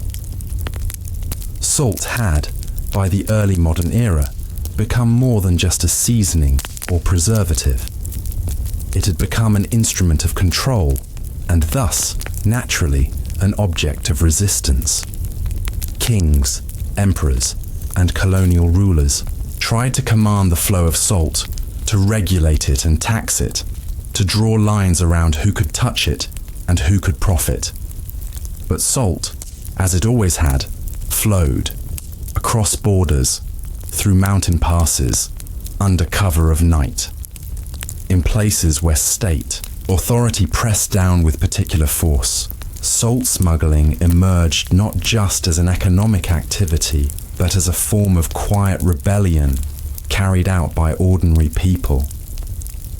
This was not the kind of defiance written about in royal chronicles or glorified in history books, but it was defiance nonetheless, steady, persistent, and deeply rooted in daily survival. The gabelle and the French salt smugglers. No salt tax was more infamous than la gabelle in France. Instituted in the 14th century and reaching its peak under the Ancien Régime, it was uneven, punitive, and unpopular. Different regions paid different rates, and some provinces, pays rédimés, had even bought their way out of the tax entirely. That created a patchwork of salt policies and prices. One town might pay double what its neighbour did. Enter the faux saunier, salt smugglers. Thousands of them operating in forests, marshes, rivers, and border towns moved salt illegally from low-tax to high-tax zones. Often, these weren't professional criminals, but farmers, fishermen, labourers, even children, all trying to save or earn money by quietly resisting the system. The French government responded with severity. Special units of gendarmes, known as gabelous, were tasked with hunting down smugglers. Arrests, heavy fines, and long prison sentences were common. In some cases, smugglers were branded or even executed. Entire communities became complicit. People hid barrels in barns, buried packets in fields, and helped smugglers evade patrols. Even local priests and mayors sometimes turned a blind eye. In Brittany, a particularly rebellious region, salt smuggling became an ingrained part of daily life, a kind of economic resistance that connected generations. Though often forgotten today, some historians argue that these rural conflicts over salt helped lay the emotional groundwork for the French Revolution. When the Bastille fell in 1789 and the monarchy was challenged, among the many grievances brought before the revolutionary assemblies was this: abolish the gabelle. They did. In the midst of revolution, the French people finally declared that salt, a basic necessity, should not be a tool of state oppression. Gandhi and the Salt March fast forward over a century, and salt would once again become the symbol of quiet, power, and civil resistance, this time halfway across the world under British colonial rule. In India, salt had been taxed for centuries, but under British control, it became a monopoly, strictly enforced. The Salt Act of 1882 prohibited Indians from collecting or selling salt independently. They had to buy it at a fixed price from the colonial government. For the millions of poor and rural Indians who needed salt to survive, this was a daily burden. Enter Mahatma Gandhi. In 1930, as part of the broader movement for Indian independence, Gandhi launched a non-violent protest against British salt laws. He chose salt, not just for its necessity, but for its symbolism. Everyone needed it, everyone understood it, and by targeting salt, he made his protest accessible to all, rich and poor, Hindu and Muslim, urban and rural. Gandhi walked 240 miles from his ashram to the Arabian Sea, gathering followers along the way. At the coast, he reached down and picked up a small lump of natural salt from the shore. That single act, quiet, undramatic, was revolutionary. Across India, people followed suit. They boiled seawater to extract salt. They marched to salt works and defied colonial bans. The British arrested over 60,000 people, including Gandhi himself. But the damage to their moral authority was done. The Salt March showed the world the absurdity of the British position that an empire could jail a man for picking up salt. It became one of the defining moments of India's independence movement and a model for non-violent resistance movements around the world, all from a mineral pulled from the sea. Quiet salt economies and the persistence of tradition. Even in places where salt wasn't heavily taxed or controlled, the production of salt often formed microeconomies, isolated, slow-moving, largely invisible to outside powers. In the high Andes of Peru and Bolivia, for instance, salt has been harvested from natural springs and dried on terraced salt pans for centuries. The Maras salt mines in Peru, still operated by hundreds of local families, follow a system of inherited plots. The white salt pans glisten in the mountain sunlight, managed using methods that have changed little since Inca times. There's little drama in these places. No wars fought, no laws broken. But these communities represent a quiet resistance of their own. A resistance to change, to commercialization, to the erasure of tradition. The same can be said of lake salt harvesters in Chad, evaporative sea salt workers in Thailand, and rock salt miners in Pakistan's Kira salt mine. These are people who labor in silence, using ancestral methods, often for meager pay, in landscapes that feel untouched by time. Their work isn't in textbooks, but it sustains towns. It preserves food. It carries history forward, grain by grain. Salt and environmental struggle. In some regions, the very act of extracting salt has become politically charged, not for tax reasons, but for environmental ones. In Ethiopia's Danakil Depression, afar, salt miners travel daily across a baking, sulfurous landscape to harvest salt from the Earth's crust. This is among the hottest places on Earth, and the work is backbreaking.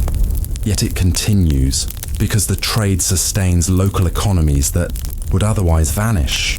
But climate change and industrialization threaten these traditional ways. In places like Lake Urmia in Iran or the Aral Sea in Central Asia, rising salinity has poisoned ecosystems. What was once a source of prosperity becomes a source of loss. Salt's story, in this sense, becomes a story of balance. Too little, and society falters. Too much, and environments collapse. Its utility is double-edged. It sustains, but it can also consume. Through revolts, taxes, marches, and quiet labor, salt has remained one of the most politically charged necessities in history. It has been used to oppress and to liberate, to unite people in labor, and to divide them in law. And so we're left with a question. How did the eventual decline of salt's political importance change the way modern states govern everyday necessities? And what did we lose when salt faded from public struggle into silent convenience? The slow disappearance of salt.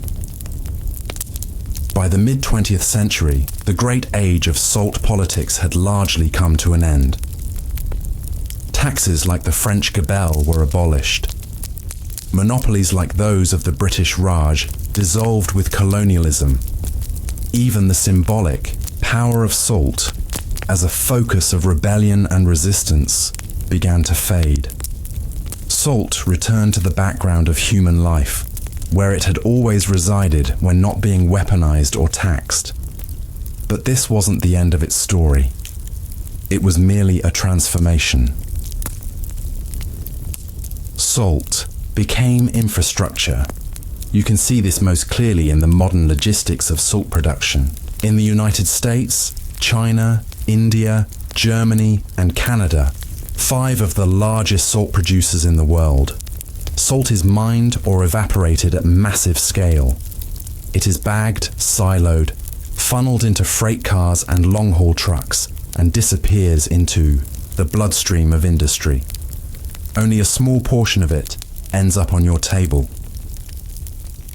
Salt as an industrial tool today, only about 6% of global salt production is used in food. The rest goes elsewhere, to chemical manufacturing, de-icing roads, textile, processing, oil refining, and water treatment.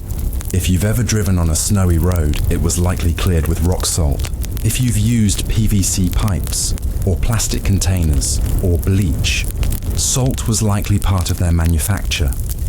Salt is even essential to the creation of chlorine and caustic soda, 2 of the most widely used industrial chemicals on Earth.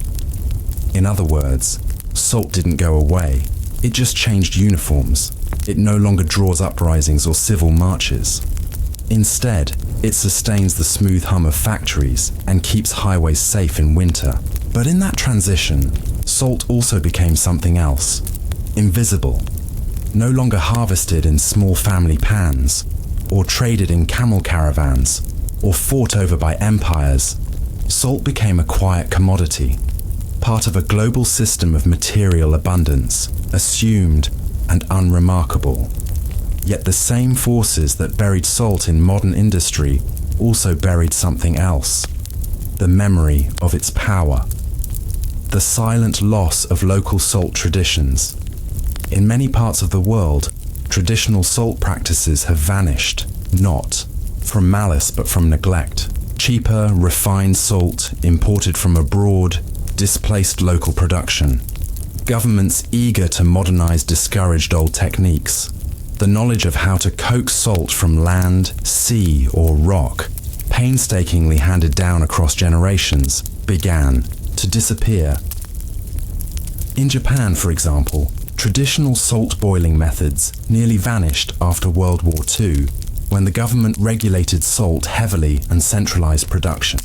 Only a few small producers fought to keep the craft alive, emphasizing not just flavor, but cultural identity. In Africa, artisanal salt production in places like Niger and Ethiopia is under threat from both economic pressures and climate shifts, which alter the salinity of lakes and springs. In India, some traditional salt workers in Gujarat's Little Rann of Kutch continue to harvest using ancient methods.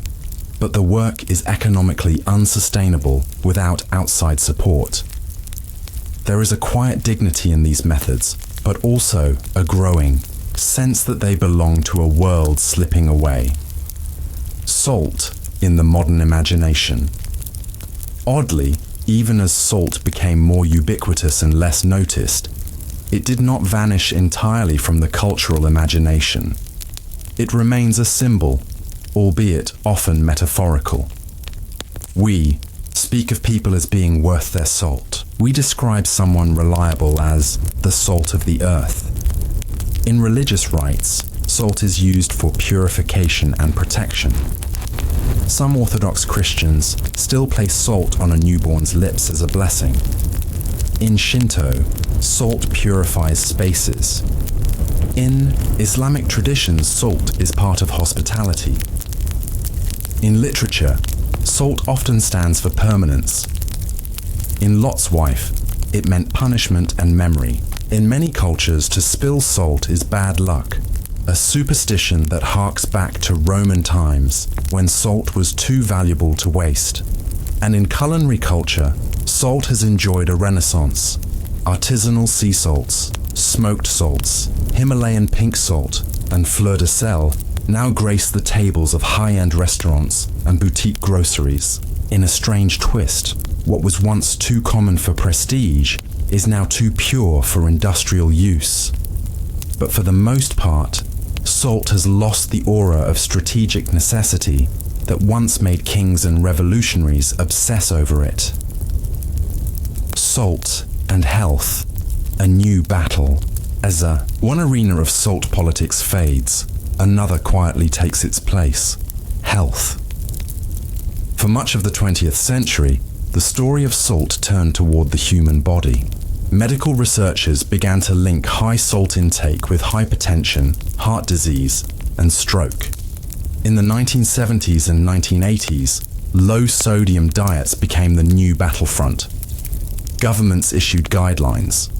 Processed food manufacturers reformulated recipes. Public health campaigns warned against hidden sodium.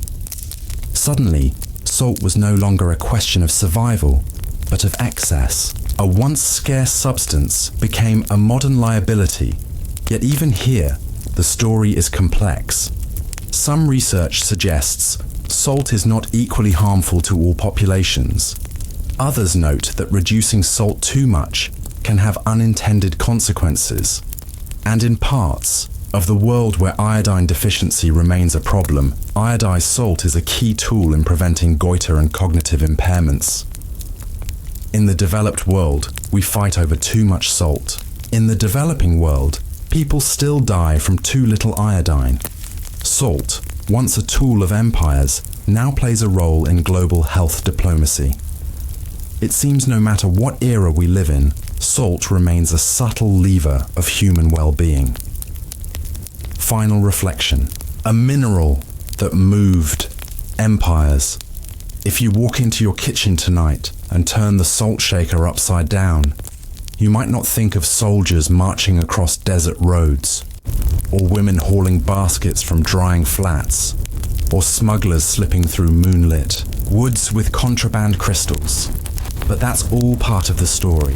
Salt has been a currency, a tax, a treaty offering, a pretext for war, a reason to march, a reason to resist, and a thread that bound communities together.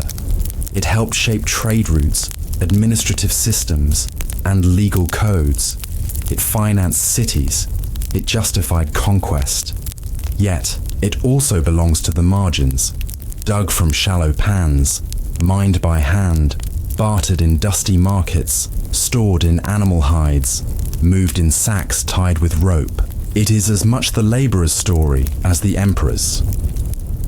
Today, it no longer moves empires, but it still moves us, quietly, invisibly, flavoring our food, softening our water, clearing our roads, and sustaining our bodies. The world no longer fights over salt, but perhaps that's because it has already won the fight. Salt, invisible and necessary, has simply embedded itself in every corner of our modern lives. And perhaps the real question now is, what other small invisible things are shaping our future, just as salt once shaped our past?